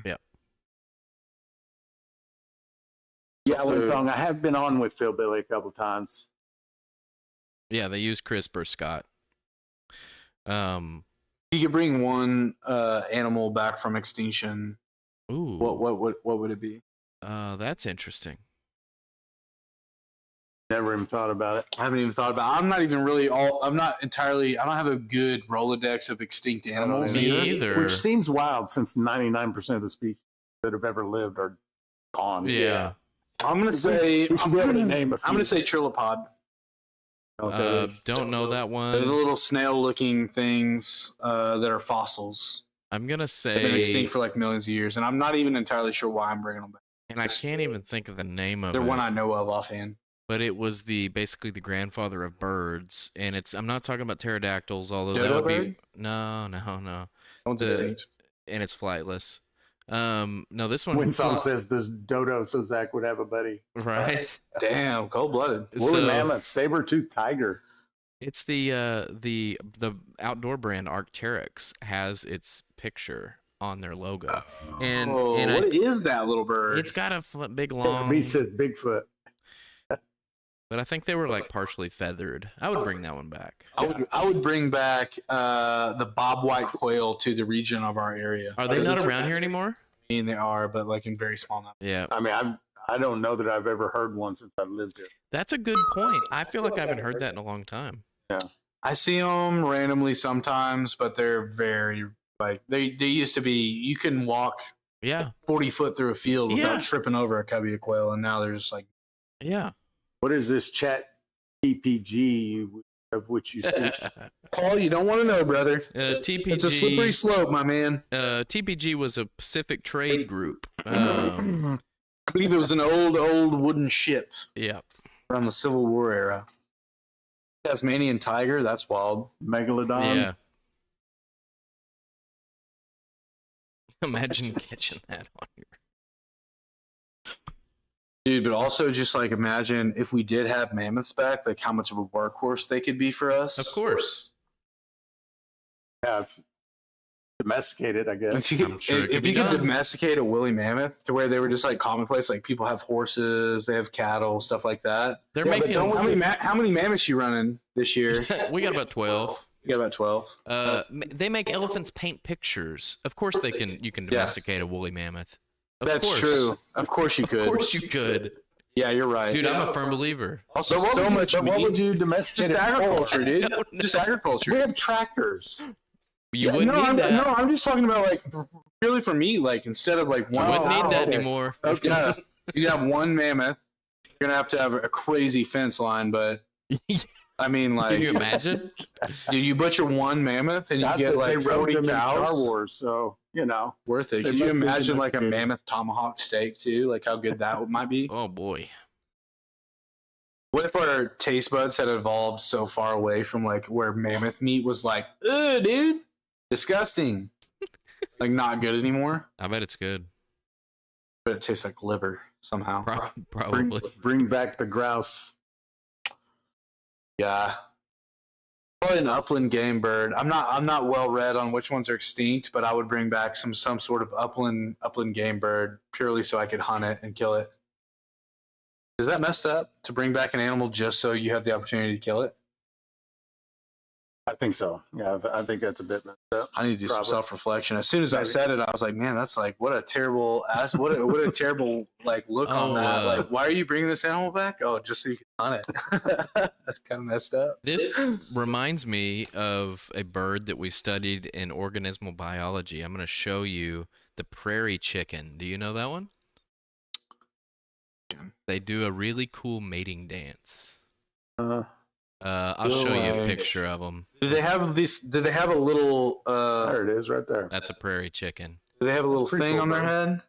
So those things used to overwhelm like Kansas and some parts of Missouri in that whole kind of breadbasket-y kind of area. Yeah. But they have for a long time, for decades, they were lost in that area, Kansas, Nebraska, and they had moved up to like Illinois. But like a team of college kids up in Illinois and their professors repopulated Kansas and Nebraska. I don't like the people who are just doing that all willy-nilly, you know what I mean? But it's just because we're changing their habitats. Oh, okay. And they move. They migrate. Are they a migratory bird? They will, not in the sense that like geese and whatnot, Right. not intercontinental. But they will shift their... Yeah. Okay. They stop breeding. Whenever the environment isn't right for them, they stop breeding. That was the issue. So It's like chickens when the weather gets cold, they stop laying. They didn't like what was going on, so Got a little too nippy. they stopped for 'em. mating. Like, that's cold up here, dude. Yep. Just move. Yeah. Don't quit. Don't die. Kind of thing happens all the That's time. what they did, wasn't it? Yeah. They moved. Just Happens go. all the time in nature. I can't think of the term for it right now, but like say a tree falls over like a In the woods. river near Oh, sorry. saltwater next to freshwater, Yeah. and it creates a pool of two different types of fish. They will micro evolve into two different types of fish. Interesting. Happens all the time.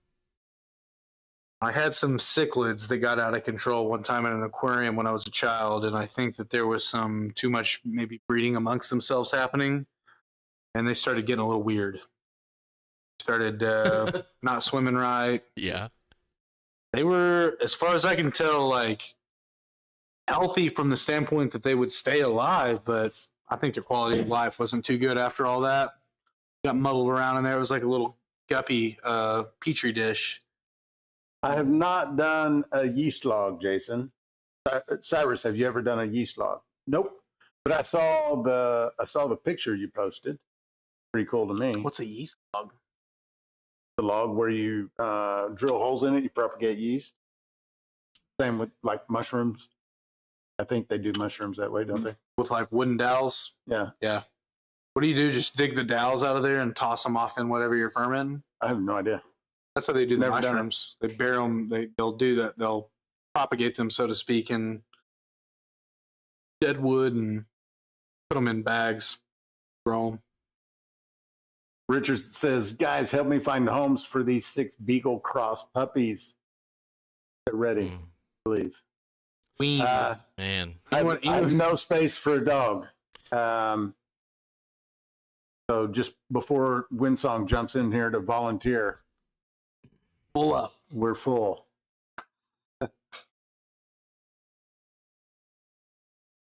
Oh, we may have a taker in there. What are the Beagles crossed with? Here we go. That's how they used to make beer before yeast was a thing. All right. I could make a fun video. I might look up yeast logs. Could be interesting. Be fun. Well, we're coming up on She 7 here. She says, I already know that, honey. Okay, babe. We want to take one more break. One more break. All right, we're coming up towards the top of the hour. That's right. The big hands on the 12, the little hands on the 7. That's right. It's shining time. We are going to take a quick word from our commercial sponsors, and we will be right back with you. Why don't you take this episode, watch the video, see what we did at the beginning of the run, or grab a beer, maybe use the bathroom. I don't know. We will be right back. Okay. Back at it again, brother. One more time. Corn liquor. Corn liquor. We always got corn liquor, if nothing else. We do always have a lot of corn liquor. All right, yeah. So tonight we are running the Copper Still Co. traditional 15-gallon still, but we are running it with a twist. We are going to run it with a column instead of a cap. We are going to use the Mile High Copper Torpedo, the 3-inch. I've got this fangled adapter here to go from 4-inch to 3-inch so that we can use the column. So doing a little hybrid run tonight with Copper Still Co. and Mile High. Pretty cool. It is pretty. I haven't ran this setup yet, so. Yeah, I'm very curious to see how it turns out, how it wants to run. Yeah. How fast does it run? Yeah. Never done it before. And it gives us the ability to run just like on the Mile High, Yeah. but instead of 8 gallons, now we get to run 15, which I think we've got like 12-ish. But We're going to find out. yeah. Just got bucket after bucket of this good stuff. Yeah, so corn liquor, sort of a sour mash, not exactly a sour mash. We reused grains, but we didn't add in any back sets. So kind of a twist there also. Can we tell them? Can we tell them? I mean, you can tease them. All right. Tell them. Okay. Biggest giveaway we've ever done. The biggest. The best. Some are saying so large it couldn't be done, but we did it. Yeah, but some might say the best. How are you topping free grain for a year? Well, it's way bigger than that one, which is crazy to think about. But there's a twist on it for now. We're going to be doing this giveaway in the month of May, but if you are a channel member, if you're subscribed to the channel and you have a channel membership, you're going to get a little exclusive information on how you can win tomorrow morning during the Rise and Shine. Those are lives that you do every morning for channel members. Every morning, unless there are some mornings come on, I don't make it here in time. So, but yeah, it's every morning, and so the insiders are going to get the inside scoop, basically. Yeah, we're super excited about it. I'm glad everything panned out. It took a little doing, but man, I am excited for this one. I'm pumped. Yeah, this is going to be really cool. Yeah. Pretty crazy. So there's your little teaser. Aside from that, we're going to get this still all set up for the live stream, and we will see you during the live. Let's go into super speed mode. Okay. All right.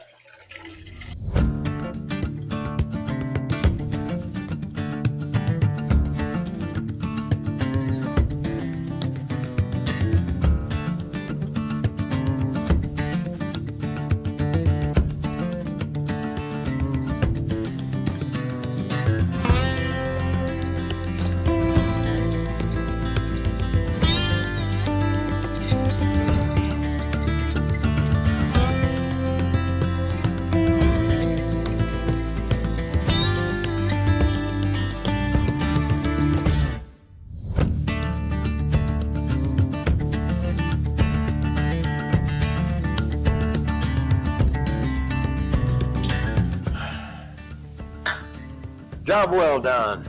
Another shut up in the books.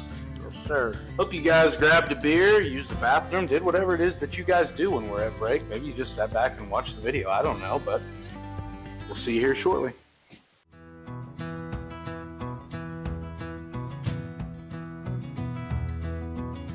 Hand cut copper, a torch's flame, built to last. I ain't one the same. Rolling that sheet, bending that steel. Ever still got a story to tell. The proof's in the still. Give it a go. You can't go wrong. The copper's still cold.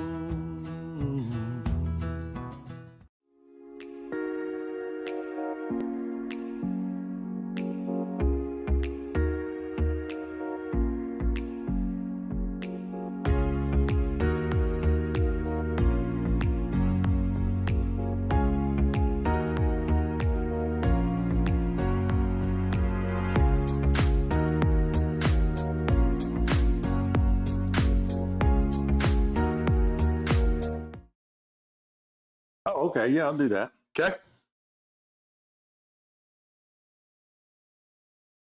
And we are back. We in here. I did see, I don't remember whose comment it was, that I forgot to tell you guys what the last jar was. It was 121. Jason says, jar, jar, jar.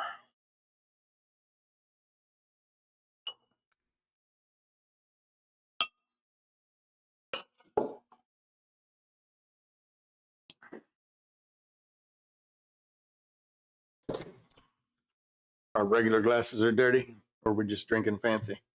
We're just drinking fancy.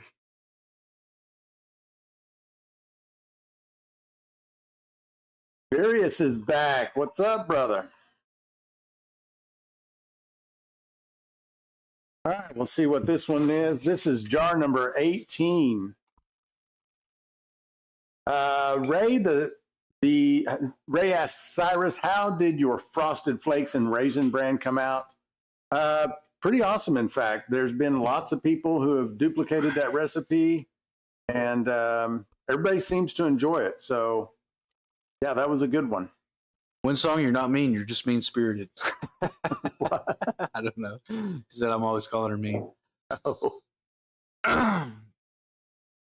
Blackberry blood wine.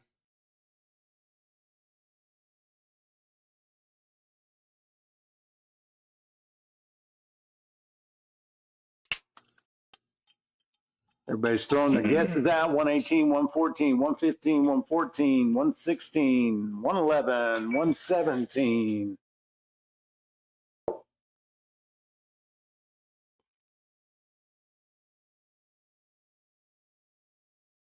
Take it for both cameras. For the TikTok folks also. Do y'all like that?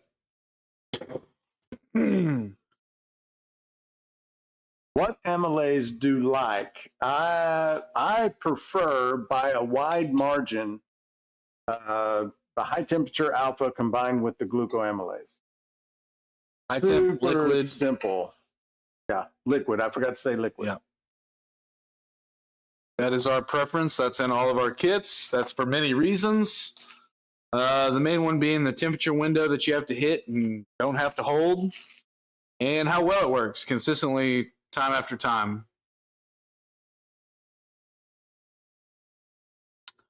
Levi, where do you get what, brother? I think he's talking about that high temperature amylase. Yeah, you can get it at stonetheclear.com. It comes in 8-ounce alpha and 8-ounce gluco. They're packed together. I think they're $24.99 or something like that. Comes with a dosing syringe, so you can get your dosing just right. Comes with instructions, all kinds of stuff. I think we're probably the only company that ships a dosing syringe with it, if I'm not mistaken. Scott asked, what does it smell like? Is it funky yet? The shine. Oh, I hadn't even smelled it. It's probably getting pretty close.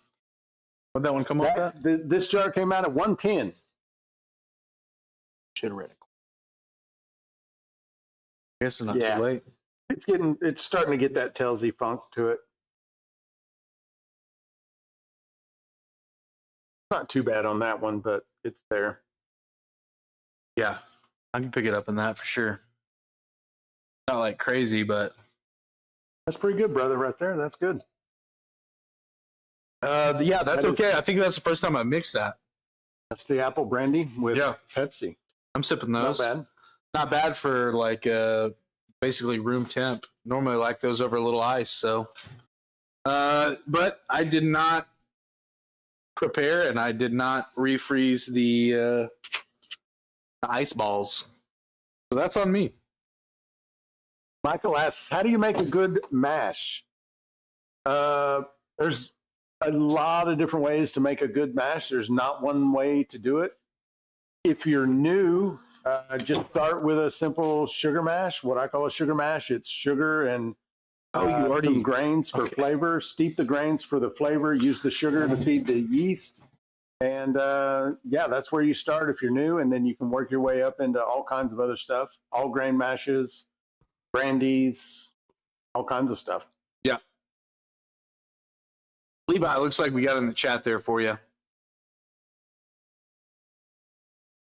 Yeah, I beg people when they come in here, if they're using the powder, they're like, oh, I'm having problems with this, or I didn't get, this didn't, I'll beg them to switch over to the liquid. And a lot of times they do, and they never go back. Yeah. They never will go back to the powders after that. That's true. It's just bulletproof. Cyrus Flatland throws out the depends for the answer on how to make a good mash, I'm sure. Cyrus, how long you been aging the GWR? The first one started September 13th. Still aging? I thought we pulled it off. No, it doesn't have any wood on it. It's got a Hillbilly Glass Barrels top on it, but it's not over on its side, so it's just kind of sitting there at this point. It's done aging. Then, yeah.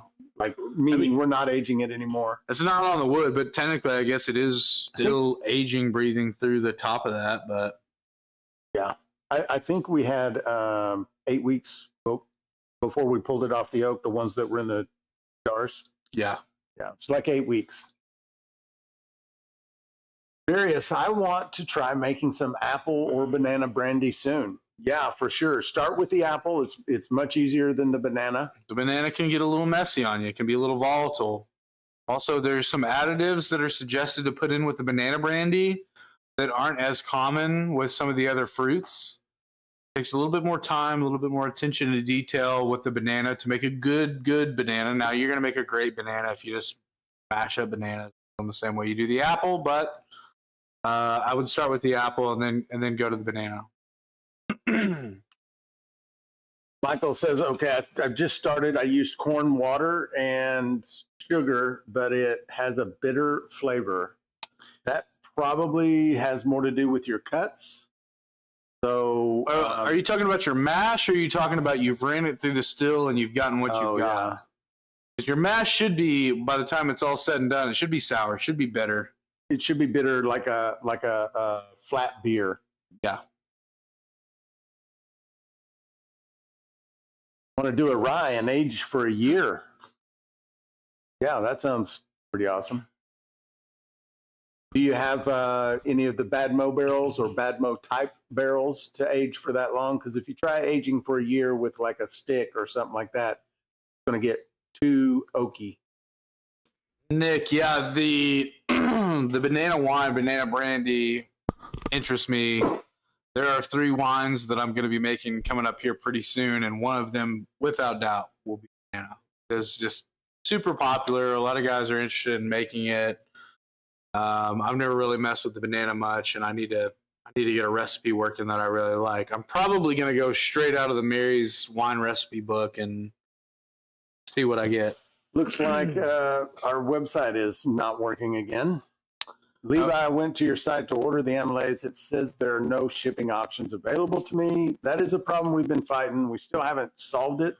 Levi, if you will call the Homebrew Center, which is where we are, on the website down at the bottom, there's a phone number for the information to call us, and we'll place an order over the phone for you. Call tomorrow. We'll take it over the phone, and we'll get it out to you. 479-515-5223. Stainless barrel from Hillbilly Glass Barrels. Yeah, that'll do well for a year.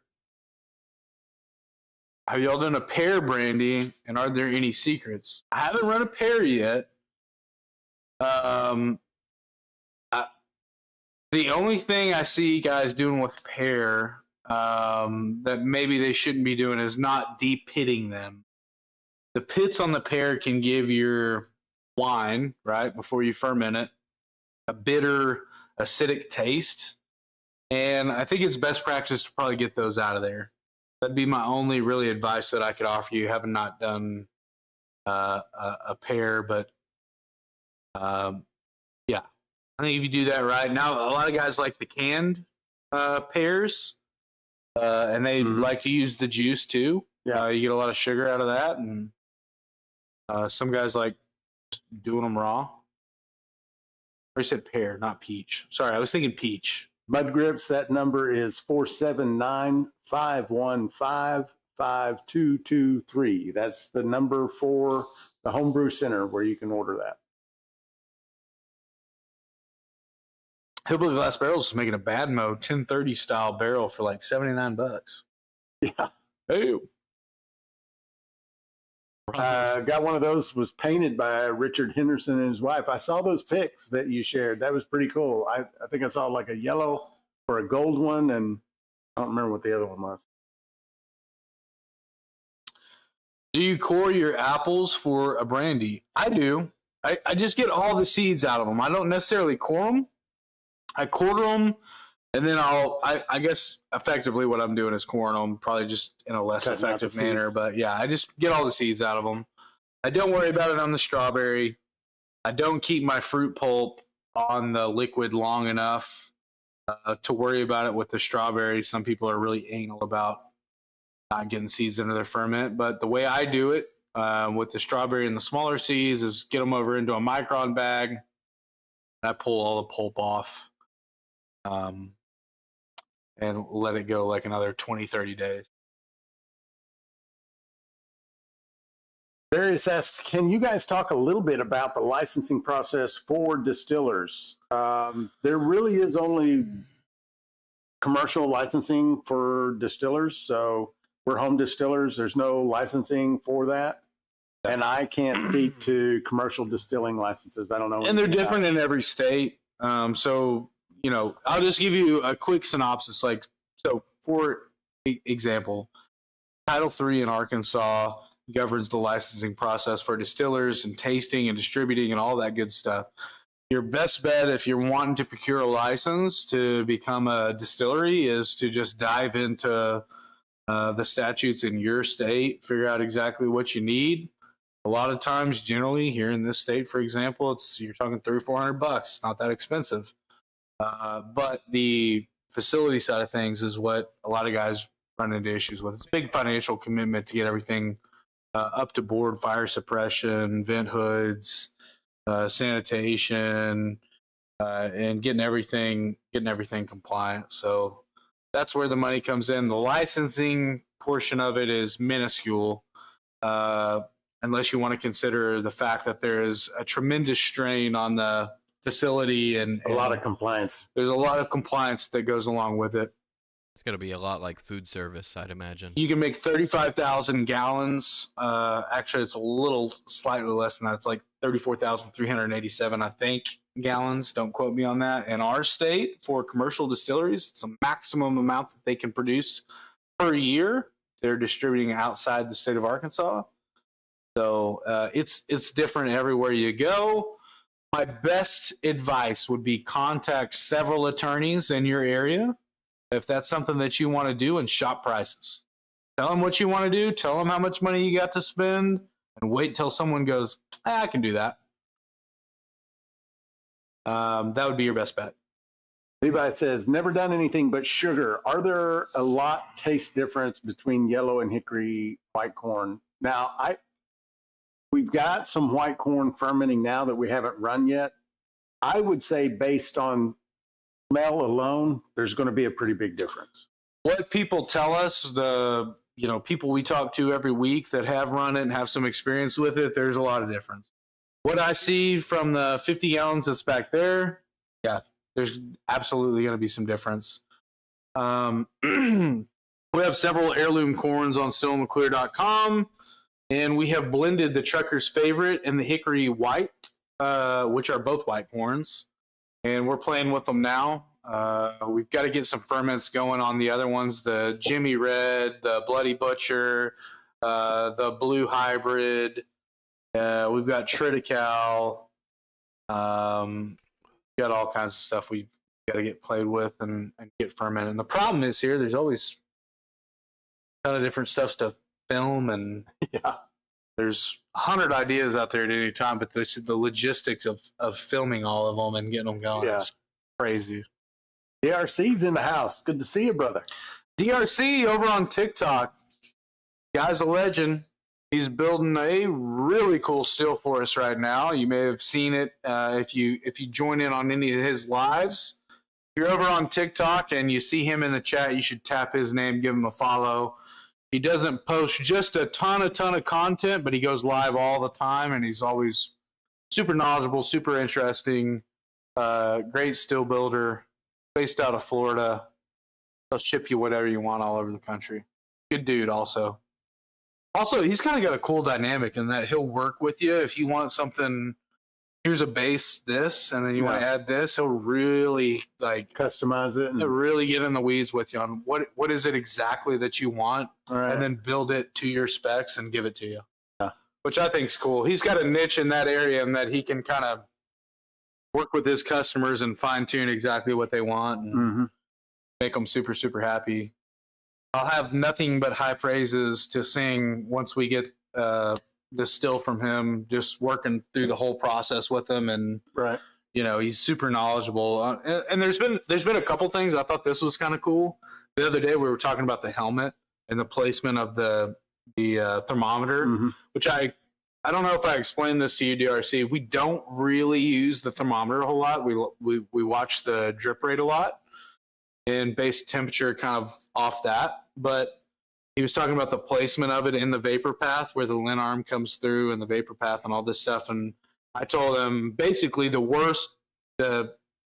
not the best location for it, but the best location for us, which was on the front right above the side glass, so that people could kind of see that on camera. For filming. Yeah. For filming. Exactly. And he's just like, oh, yeah. All right. He's very in tune to what you need, exactly what you want and why, and super responsive. So nothing but good stuff to say about DRC Stainless. Give him a follow if you're ever on TikTok. Jason asks, can you use corn from Tractor Supply? Absolutely. Absolutely, you can. Yeah. What's better to use to smooth out mash, quick oats or oat grains? Regular old crimped oats. Crimped and steamed oats. Steamed oats. Great. What we send out in the beginner bourbon kit. And what we've made in the shop. I've got a few bottles of it back there right now that we aged on some charred oak. And, well, actually, it was 50-50 charred oak and cherry. Cherry or toasted? Oh, no, it was toasted oak. You're right. Toasted oak and charred oak. And it is, maybe it was cherry. I don't know. I'll have to go back and look. But, yeah, it turns out awesome. Very smooth. Doobie says he's got some DRC stainless mason jar infusers, 2-inch tri-clamp. They're amazing. Yeah. Yeah. He makes some slick stuff. Really cares about what he's doing, too. What's your guys' opinion? I'm ready to move on from the Beaver already. I'm thinking about getting a real still. What do you guys suggest? Roughly around 1K or under. Nick, do you have a preference for copper or stainless? Or does that matter? Do you like the stainless because of the durability and the ease of maintenance? Or do you want the copper for whatever reason you want the copper? Oh, shit, he said it's done. Okay, hold on. We're going to circle back to that. Nick, 1K or under? Dude, here's where I would tell you to go. Go look at what your options are for DRC Stainless. He makes a lot of really cool submarine stills. They're stainless steel. Mile High also has some great options for like milk jugs and column stills. The column, like kind of what we're running, they're going to be around that price range. As far as copper still goes, like, and also it's like, it depends on like what size do you want to run? Like like that's going to also limit you a little bit. Now, if you want your best option, if you want like a basic copper traditional still, is the 15-gallon traditional from Copper Still Co. And it's a basic 15-gallon pot with a worm. And that's $900 over there. Or last time I checked the price, and I'm pretty sure he hadn't changed it yet. That's a really good option for a entry-level kind of custom copper still. If you want to go with the Alembic, that's a great choice. And you can get a 10-gallon for, what are our 10 gallons? $592 for one of our 10-gallon Alembic stills. It just depends on you. Like the Alembic, the 5 and 10 Alembic is going to limit you, right? Like you're not going to be able to do everything with the Alembic that you can do with a column setup or a pot setup or a sub setup that's got thumpers and all these different tri-clamp attachments. So like if you want something that's really modular, you need to think the tri-clamp route, and you need to look at all these different still makers and see, okay, how easy is it for me to plug and play on these? Or do I have 3 recipes, all of which I can run on the same still and just run the same way every time? Yeah. Do I want a thumper? It's all just like, dude, the world is your oyster. There's some choices you got to make to know which steel is going to be best for you. Whiskey Rebel is bringing up the fact that you can get that Copper Steel Co. on our website. It's true. It's $900. Comes with your first kit, the super simple beginner kit. You want to spend enough time researching all these different still builders and seeing exactly what it is that you want that's going to make you happiest. But like, I would say on the same side of that coin, don't spend months and months and months mulling this over. Yeah, you don't have to spend that much. Unless you're saving the money. Like if you're saving the money, it's like, oh, I don't really have it right now, but I want to wait. sure, do that. I completely get it. But like, you could spend literal months and months and months just looking at all the different kinds of stills and like what I want. Your mind's going to change several times over the course of a few months. Yeah. But I would say for sure, DRC, Mile High, North Georgia, Copper Steel Co. Like, go look at all these people, see what they've got on their website. And I would say too, if you get to the point where it's like, I don't know what I want, and you may have to have a little bit more than 1,200 to throw at it, but you can call a still builder and be like, hey, kind of what I'm thinking. This is what I want. I don't know if everyone's going to work with you in that way, but I know like DRC, a lot of them will. DRC will. DRC 100% will. He'll custom build a still for you. Yeah. Ace Custom Copper, Levi. Yeah, we've heard of them, and I saw a lot of people saying Tiger Shine too. And we see I've been seeing their stuff more so here lately, and I just. Do you know that guy personally? No, I've talked to him on the phone. I don't know him. We need to reach out with him because he's putting out some like good bigger size stills for pretty cheap money, pretty good prices. And so we need to get linked up with him, and I just need to learn more about his stuff probably because he's getting up there. He's becoming more popular, and people are liking his stuff. So Ray says, "I want a reflux still," and I'll tell you this: if I get another reflux still, it'll be another Mile High. This Mile High still, if you want reflux, it's pretty awesome. Yeah, I mean, you can spend a lot of money. And they've got, if you want like bubble plates and all that to go on it, they've got all of that stuff to go with it. Yeah, I'm gonna be really curious once we get this sub in from Dustin. Like, yeah, and that's right because the DRC still has the fragmenter in the helmet. In the helmet. Yeah. That's right. I forgot about that. I'm going to be very, very, very curious about that. And also, he's got 2 thumper. I think it comes with 2 mason jar thumpers on there. Yeah. So you can run in one versus both of them with the D flag. Like, what's that going to be like? You know what I mean? Right. I've never ran a setup like that. That's another cool thing about it. That's going to be fun to experiment with. It's going to be so fun. It's going to be like a adult Lego set. Be like Lincoln Logs for. And again, it's another one of those. I might have put too much in.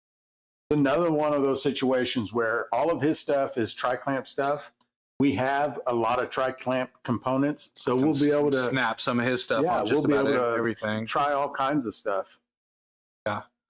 Imagine, I don't know what the base size of that helmet is too, but imagine if you can put the helmet on top of one of the columns and then arm off of it with Yeah, well, he's still in the chat. I think DRC that helmet. It's 4-inch. He said 4-inch. So that's perfect. I mean, we can't put it on the 3-inch column. Well, actually, we could because we've got the reducer from the 3 to 4. So yeah, I can't wait till we get it because we're gonna get. It's like you said, it's like an adult Lego set. It's gonna be crazy. I'm gonna do some hybrid setups for sure. Also, just running a sub too. I've never ran a sub. I've always heard people talking about how they heat and they roll water off the sides. And they're just kind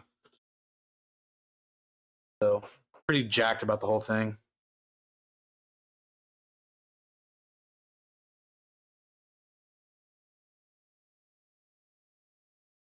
Little jar shake. People throwing their guesses in 98.6, 106, 93, 113, 104. Mud grips. That sounds like a flux capacitor turbo 9000 Jackhawk 42. Yeah, Jason, I think that's the kind of the design behind the submarine pod is you're less likely to scorch because of the way the mash rolls around in there.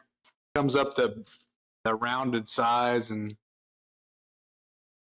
jar number 19.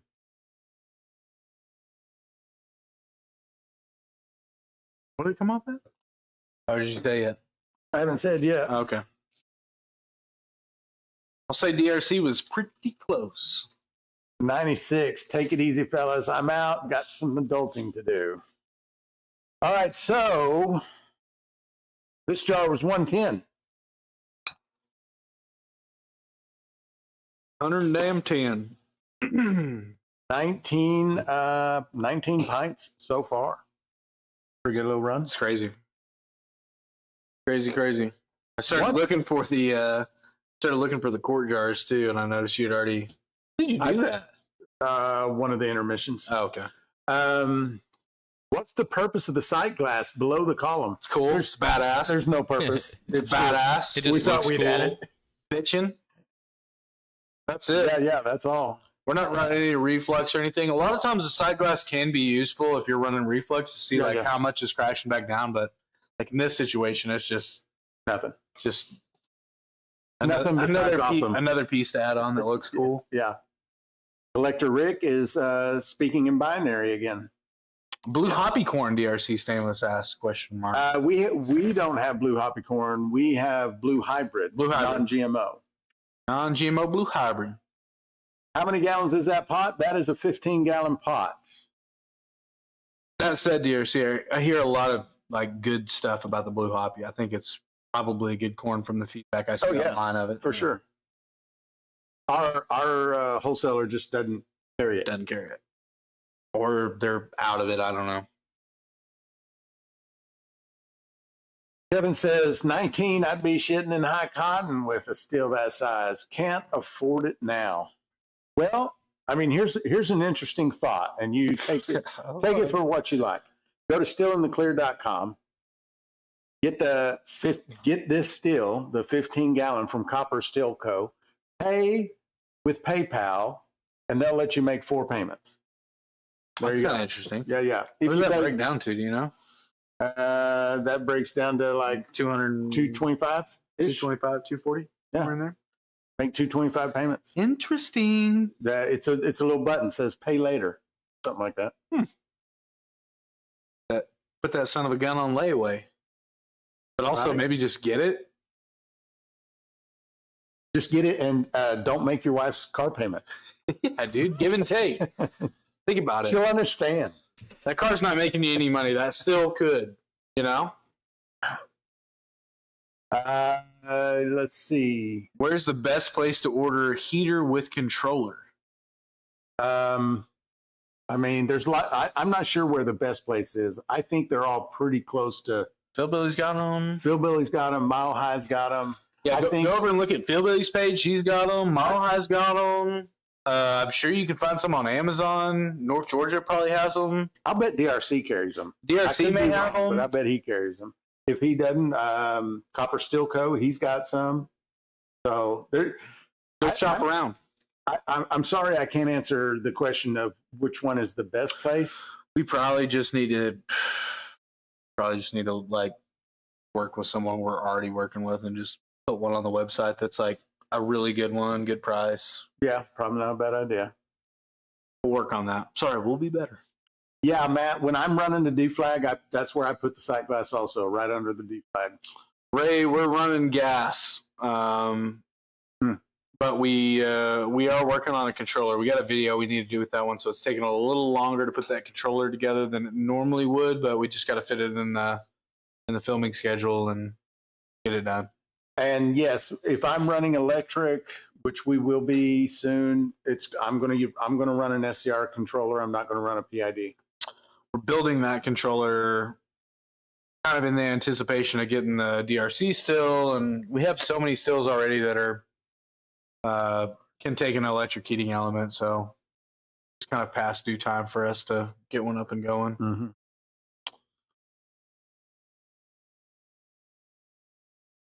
More like, don't pay my car payment, wouldn't trust her past the driveway. I got the still to help make your car payment. There's a good argument. There we go. There's logic at its finest. Hey, that's using the old noggin there. 19 pints, hell yeah. That's kind of what I'm thinking. Oak stills, if you don't mind China stuff. I mean, I'm not sure all of the elements, at least the heating elements. I imagine they're all made somewhere other than here. A lot of them are probably getting assembled over here. Yeah. But most of the base parts probably come from over there. Yeah, DRC says, Levi, it's cheaper to build it yourself. And that's absolutely the truth. 100%. Or wait a minute. Was Levi the one asking about the controller, or was the steel? I think so. I think he was asking about the controller. Okay, yeah. So it's definitely cheaper to build it yourself. You can get all the components to build one off of Amazon. The video that we have coming out soon is me building an SCR controller from all Amazon parts. So, Terry, I hope everything's all right, brother. I'd build controllers and sell them if I knew how to sell. LOL, 25-year electrician here. oh, there you go. Dude, yeah, there's a niche there. There's a niche to be had. Well, Whiskey Rebel, for sure, if you build controllers, I know how to sell them. So get with us. Not hard. Get with us. We can take care of that part of it for you. I've seen some DIY copper steel kits. Can't remember where I saw it. I know of one place to get copper DIY steel kits, and I won't pass his name along. So take that for however you want to take it. We'll leave it at that. Say it best when you say nothing else. There you go. But we have considered doing DIY copper kits. We're not there yet. We're still bouncing the idea. It'll happen eventually. Chewing on it. It'll happen eventually. We just gotta get it worked out to where we're not having to do them, where we get the materials, get them cut, and then we got a guy that we already spend a them lot of time weighing grains, bagging grains, boxing kits, putting fermenter kits together. Like, we got to get away from that kind of. We're at the point where we have to minimize the amount of time it takes us to get something in a box and send it to you. Right. So it's becoming a problem. Jason says, I'd be too afraid to screw up the copper. I think if you had a kit where all the copper was cut for you and ready to just simply solder together, it doesn't take much practice to really get decent enough at soldering to put one together. And DRC's not wrong. He said you should put the stills on the wall behind you. Yeah, if we had a situation with like hangers where we could just set them up on something, I couldn't agree more with you. So what we just had like a still here, still over there. He's saying like put them up on the wall. Oh, yeah, the different stills. Oh, we back have. here? Yeah. Yeah, that would be cool. We'd have to be able to put them up there, take them down. Yeah. It'd have to be like what you hang a bike on a garage wall with. Yeah. You have to get some of those hooks and just set them up there. Yeah, that would work. That would actually be. We've talked a number of times about. It'd be cool putting something on that wall. Yeah, my wife has told me forever. You need to decorate that wall. We know. We know. Yeah. Winsong says, going into business with Whiskey Rebel, I vote yes. Be cool. Yeah. Be cool. French cleat shelves. Man, that already sounds too fancy. Bookmark that. I don't even know what it is.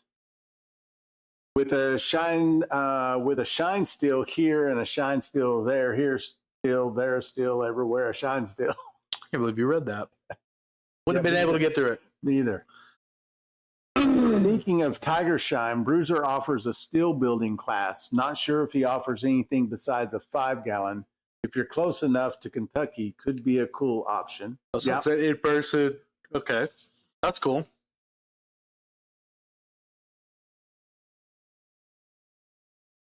Pictures of all the stills. Yeah, that would work too. Yeah. What would be really awesome too is like, say we sold stills ourselves, and then customers took pictures of themselves with the still and autographed them. Put them on the wall. We could just have them all over the place. That would be pretty awesome. I would only do it if it was Polaroids. Like sometimes there's a gas station in Greenwood right in the square, and I walk in there and there's guys with like fish and turkey and like deer. They're all Polaroids and they're just like hanging up above the counter. I think that's the only way I would agree to that kind of a situation. That's pretty cool. Yeah. Mail us a Polaroid photo. I don't know. Mail us a photo, and if it's Polaroid, if it's not Polaroid, don't bother. Don't say that. Yeah. This episode sponsored by Polaroid. Polaroid, the finest. That would be wild. DRC's testing your helmet tomorrow. Ooh, Hell text me before you go. I know you texted me earlier. We were in the middle of this live, and so I saw it pop up, but I couldn't get to it. But just text me before you do that, because I want to join your live. Jason Acosta said, fixing to pour my first drink. I'm all natural goofy. Jason, I figured you did that at about 7 a.m. this morning. Whatever, Jason. Everyone from Louisiana is always drunk in my mind. I don't think there's anyone in this chat buying that. Come on. Not buying that. Come on. Not buying that. The Polaroids would be sick, Kevin. Yeah. I couldn't agree more. Like creating my own echo chamber. Like anytime anyone's like says, "Oh yeah, that's a good idea," I'm like, "Oh yeah, for sure, that's a good idea." Oh yeah, that's right. DRC doesn't drink. Yeah, and I believe that because he's always sharpened with it, dude. He works like crazy amount of hours. I mean, I know he's in Florida, but like, I'll get off the live and then I'll open up my TikTok. And I'll go over to my friends because I always go to my friends and following before I go. And I'll see who all's live. DRC's always live, dude. Yeah. It's crazy. It's like 9 p.m. there. The dude never stops working. Oh, Moonshine in the house. Jason says, I was at work 5:30 this morning. Don't think my boss would approve. Yeah. I mean, that's true at a lot of places. It just sounds like you work at the wrong place. That's true. What's up, Uncle Moonshine? What's up, Mark?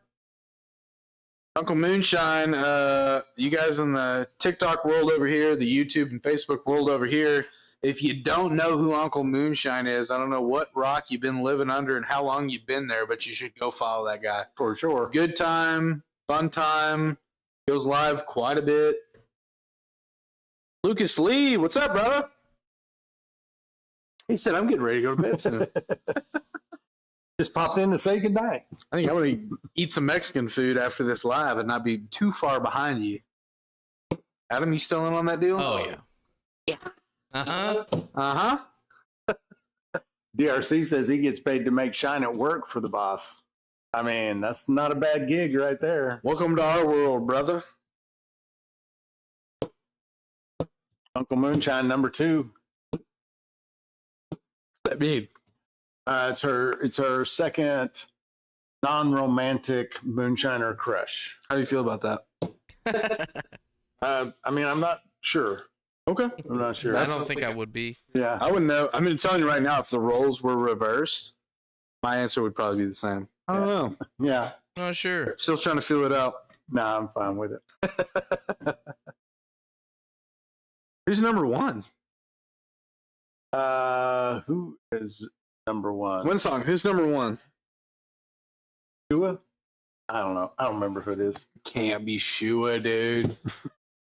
The girls love it. The girls love it. Wild. It is true. Like, I'm not hating on Shua. I love Shua. He's such a nice dude. But it is crazy. Land says he's Winsong's Hall Pass. Now, you know. Shua, number 1. It is Shua. It is Shua, yeah. Shua gets all the ladies. What is it? Tell us, Winsong. What is it about Shua? Explain. The ladies love him. Explain. I see it every time I'm in a live with him. Yeah. Every other You comment think is it's that baby face? he is adorable. He is adorable. He is adorable. I'm 100%. I'll agree with you there. He's adorable. There he is. Oh, he's in here, dude. I didn't even realize he was in I do here. have a baby face. Damn, dude, he was just He's been lurking. Yeah. Holy shit. Yeah, dude. All the ladies love him. I mean, I've been saying that. I call it out. I feel like I'm the only one too. Like anytime I'm in a live with him, it's not like, dude, is anyone else seeing this? It's just all girls that love Shua in here. Everybody sees it. Yeah. It's like the Beatles, dude. They're just like freaking out, dude. They're trying to be like, hey, when are you coming back to blah, blah, blah? When are you going over here? We should go eat tacos. We should blah, blah, blah. I'm like, damn, dude, this is crazy. Gets a lot of love, man. Lucas asks, can you add syrup to the thumper? The answer is yes. You can add whatever you want in there. Yeah, yeah. You can take a big old dump in there if you wanted to. The thumper is different from the pot in that you don't want to add syrup to your pot because you're going to caramelize stuff because of the heat. You have a heat source there, but the thumper doesn't have a heat source other than the vapor itself. You shouldn't dump in it either. We tried that. It turned out about how you expect. Winsong says it's his shit-eating grin. He does have a shit-eating grin, too. So I have this question. If the ladies love Shua, why is he single? Uncle Moonshine, I'm not sure that he is, brother. I mean, I don't ever try to say one way or the other. I feel like last time I said it, he was like, "Oh shit!" I mean, a little bit. this might be a patch of weeds we shouldn't get into. No, you know. yeah, I don't think we are. I don't know what the situation is there. I don't know if he's on the market, off the market. I don't know. People want to know. People are asking. Mainly, like your wife and Uncle Moonshine. So do with that information what you will, Shua. Yeah. Jason says he wouldn't want to clean syrup out of a thumper. I'd want to make sure I had enough liquid in there to where I didn't have to do that.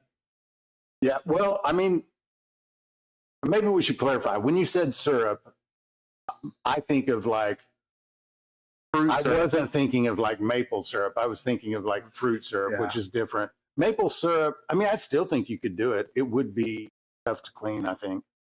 But then again, caramel syrup is what he's talking. Yeah, just get enough volume of liquid in there when you add your syrup so that it's not like you're not just frying syrup in there, right? Like if you just put straight syrup off in your thumper, you're going to have issues. It's going to get crusty. It's not going to do what you think it's going to do. Like it's not going to be a good time. Dilute it in a little bit of mash or dilute it in a little bit of spring water. Also, we're a big proponent of heating up the contents of what you put in your thumper before you start your run. Save you a little bit of time. DRC says he did it. It works. Just put straight caramel syrup in there. Clarify that, DRC.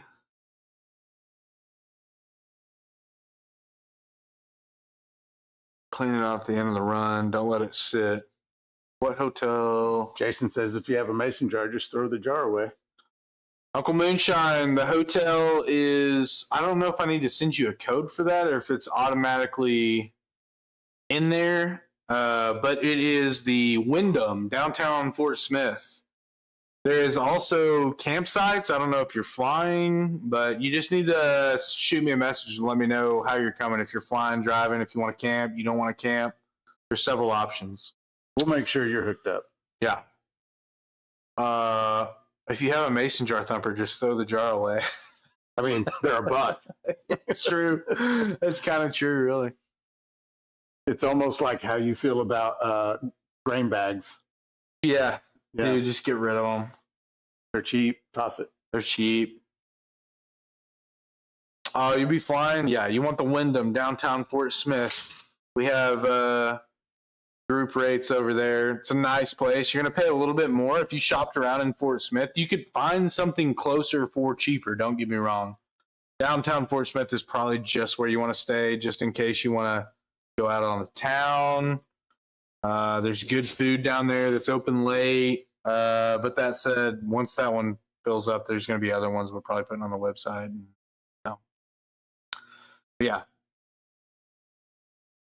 That'd be where I stayed, but yeah, that's not where I would stay. It's logistically, I will say, it is the furthest away in Fort Smith from the festival. Like 20 minutes to get downtown, which is like the longest contiguous run that you can make. But it's also the nicest hotel in Fort Smith. It's a nice place. It's cool. They got a bar, hotel, restaurant. They're the only one kind of with all of that. Cool place though. Lucas, I asked earlier today if there's a loss in process depending on elevation. Oh yeah, and that's we just don't. I don't know. I'm sure there's a like chemistry answer to that. There is. I don't know. There is a loss depending upon like how high up in elevation you get. I've read that. It's in Mary's wine recipe book up at the front end of it. It attacks it from a different angle since that's centered around wine, but I know that there is a change depending on elevation. It's a Google search that I'd have to dive into that we don't ever worry about because I'm never distilling anywhere other than. Right. It says takes more pressure to heat up. Yeah. Oh, Richard, my chorizo and egg fries, taters hit the spot. Man, Guy comes in chorizo is talking one of about my favorites. chorizo, dude. When we get Mexican, Chorizo fries. it's always what I get. Chorizo fries. We're about to eat chorizo in a little bit. Yeah. Oh my We're god. not far off of it. I don't want to get on the whole food thing now, but yeah, Shua says takes more heat and pressured heat up at higher elevations. Yeah. Yeah. There's like takes more energy. Maybe that's what it was saying. Takes more energy. I don't know. Water boils at lower temps, higher you go. That's true as well. I think it'd be less. I don't know. That's an issue we really haven't delved into very much. Probably won't. I gotta. Kevin Egner says, I'm about to be drunker than Cooter Brown. Enough for me tonight. Kevin, listen, man. You got a decision to make. You a quitter? Maybe you give up on stuff. I don't know. Dustin says, I distilled in Colorado and Florida. Not much different. I would imagine there would be. I mean, maybe a little. But it's kind of like, There you go. it's kind of like temperature proofing. Yeah. There's not that much difference to account for. And yes, if we were as accurate and as precise and showed attention to detail in every aspect of distilling, would we make better liquor? Yes. I think you would have more difference in maybe aging or any evaporative measure. For sure. There's certainly difference in aging For sure. as far as elevation Yeah. goes. Yeah. DRC says heat is heat. That's kind of how I approach things. Yeah. Like, yeah. Yeah. In the distilling context, that makes a lot of sense. I mean, that's it.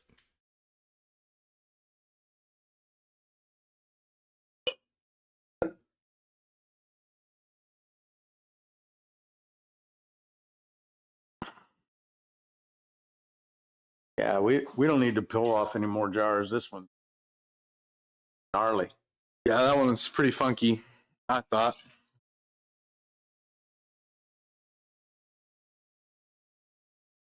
About two first. Call him a little bit there, huh?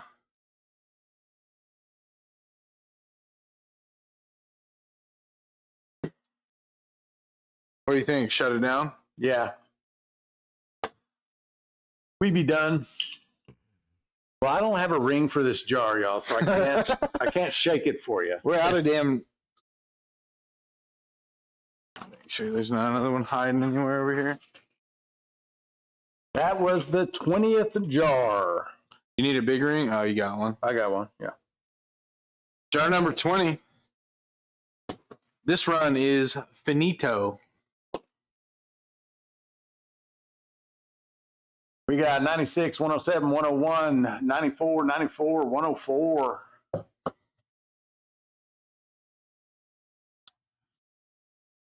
Yeah. Kevin, you won't regret it in the morning. Giving you a hard time earlier. 93. That jar came out at 97. 97 proof. What a run. That was a good one. God dog. Last two runs have been bountiful. Mm-hmm. Well, you want to call this one a wrap? I think it's time. Guys, we've enjoyed hanging out with you. Appreciate everybody on TikTok, YouTube, Facebook. We had the largest viewing I think we've ever had at any given point during this live. So I want to thank everyone in the community. Thank all the members and just people that follow and watch our stuff. I want to let you guys know how much we appreciate you. It's been an awesome week hanging out here, talking distilling, talking all kinds of stuff, really, frankly. Thanks for all the- Yoo-hoos, chimpanzees, bobcats, all kinds. Extinct dire wolves. We will sign off by saying thank you, and we will see you next week. Thanks, guys.